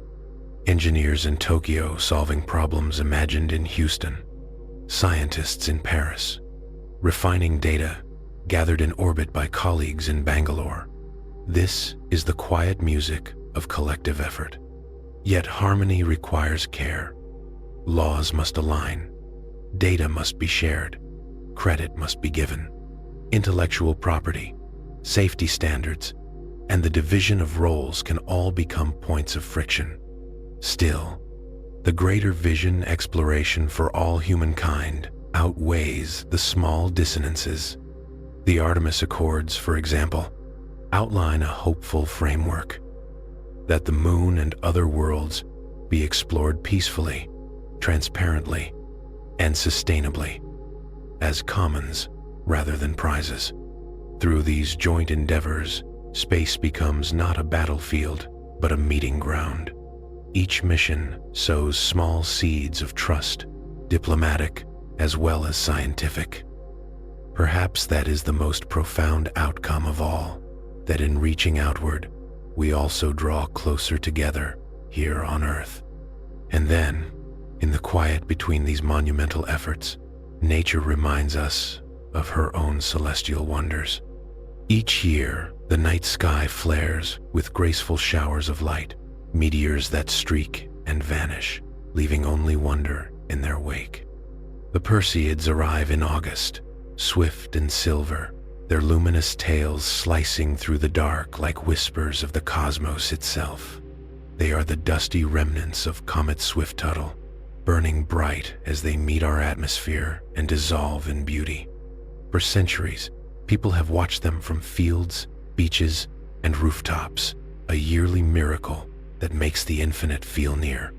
Later in the year, as winter breathes frost across the northern world, the Geminids appear slower, more colorful, born not of ice but stone, from an asteroid named Phaethon.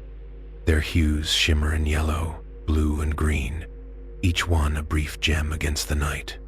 At their peak, 100 streaks an hour trace across the heavens, as if the universe were sketching reminders of its restless creativity. These meteor showers are timekeepers of the cosmos.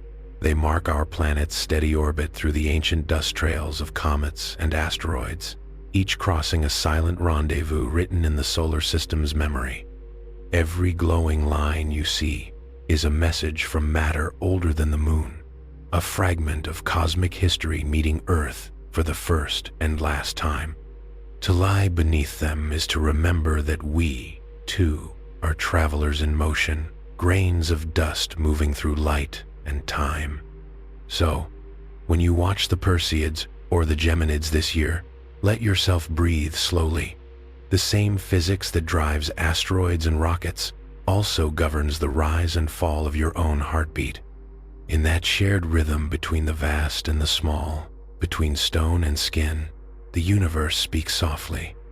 Everything that burns, shines, and fades is part of one long, luminous story. Far to the north and far to the south, the night sometimes blooms with color. The sky ripples in silent motion, curtains of green, threads of crimson, soft blue veils that shimmer and fade like a memory. These are the auroras, the northern and southern lights, born from a conversation between the sun and our Earth. Each display begins 100 million miles away on the surface of the sun, where storms of plasma rise and curl, releasing streams of charged particles that drift outward on the solar wind.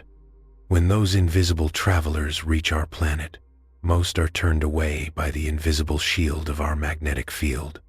But some find the open doors near the poles, where the field lines bend inward, guiding the solar particles down into the upper air. There, in the thin breath of the thermosphere, between 60 and 300 miles above the surface, the particles strike atoms of oxygen and nitrogen. The atoms wake for an instant, absorbing energy, and when they relax, they release it again as light. The result is a sky that breathes green and pink at lower altitudes, deep red higher still, blue and violet where nitrogen whispers its color into the dark. To those who watch from frozen ground in Norway, in Alaska, in the silent ice of Antarctica, the aurora feels alive, its forms shifting like thought itself, ribbons flowing, spirals curling, sudden bursts that flare and dissolve in seconds. These lights are not random. They follow the heartbeat of the Sunday. Every 11 years, the solar cycle reaches its peak, sunspots multiply, magnetic fields twist, and eruptions fling waves of particles across space. When those waves strike Earth's magnetosphere, the auroras grow stronger, pushing farther from the poles, sometimes visible even in temperate skies. To scientists, they are data maps of energy and magnetism. To poets and dreamers, they are the Earth remembering how to dance. Auroras remind us that space is not empty, but alive with motion and connection. The same energy that paints the sky also powers the technology we rely on, from satellites to communication systems. And scientists study these interactions not only for beauty, but for understanding, to read the language of storms written in light. And yet, the sky offers more than color. Sometimes, it speaks through shadow. When the moon slides between us and the sun, daylight folds into twilight, and the stars return for a few precious minutes, a solar eclipse. The world stills, birds fall silent, temperatures drop. People lift their faces to the heavens, and in that uncanny darkness, the sun's hidden crown, the corona, becomes visible, delicate and white, a ghostly halo that pulses with solar fire. These rare alignments, total, partial, or annular, are cosmic clockwork at its most perfect. Scientists seize the moment to study the sun's atmosphere, while everyone else simply breathes in awe, feeling the smallness and the splendor of existence. A lunar eclipse reverses the story. Now Earth stands between sun and moon, casting its shadow outward. Slowly, the silver disk darkens, taking on the copper hue of refracted sunlight, filtered through our atmosphere, a blood moon, glowing with the faint light of all the world's sunsets. Unlike a solar eclipse, this one can be watched safely, and by anyone on the night side of Earth. It lasts longer hours of transformation, from brightness to ember to rebirth. The moon becomes a living mirror of Earth's own air, revealing through its color the clarity of our atmosphere, the dust of our volcanoes, the subtle chemistry of our skies. Between these grand alignments come smaller, rarer dances, planetary transits. When Mercury or Venus passes directly between Earth and the Sun, it appears as a tiny black dot crossing the sun's blazing face, steady and serene. For ancient astronomers, these crossings were milestones, helping them measure the size of the solar system, the scale of our cosmic home. Today, we watch with modern instruments, refining planetary orbits and methods that later allow us to detect exoplanets far beyond our system. A single dark dot on the solar surface becomes a teacher of distances, showing us how to measure the invisible. And sometimes, the heavens align not in shadow, but in companionship. When planets gather close together in the night, a conjunction, they remind us that even vast distances can yield moments of closeness. The great conjunction of Jupiter and Saturn, occurring roughly every 20 years, brings two bright wanderers side by side in the sky, their combined glow reflecting softly on lakes and rooftops. To astronomers, it's geometry. To the rest of us, it feels like a cosmic meeting, an ancient sign of harmony renewed. Each of these celestial events, auroras, eclipses, transits, conjunctions, is a kind of dialogue between light and darkness, energy and stillness, chaos and order. They are stories told in silence, where science and wonder share the same breath. The physicist sees plasma and scattering. The dreamer sees messages written in color and shadow. Both are right, for the truth of the cosmos is never only technical, it is also tender. So, the next time you gaze upward, whether under green curtains of the aurora or beneath the soft dimming of an eclipse, let your thoughts drift. Imagine the invisible forces weaving above you. Solar winds brushing Earth's magnetic veil, gravity choreographing orbits, atoms glowing as they let go of light. The sky is not distant.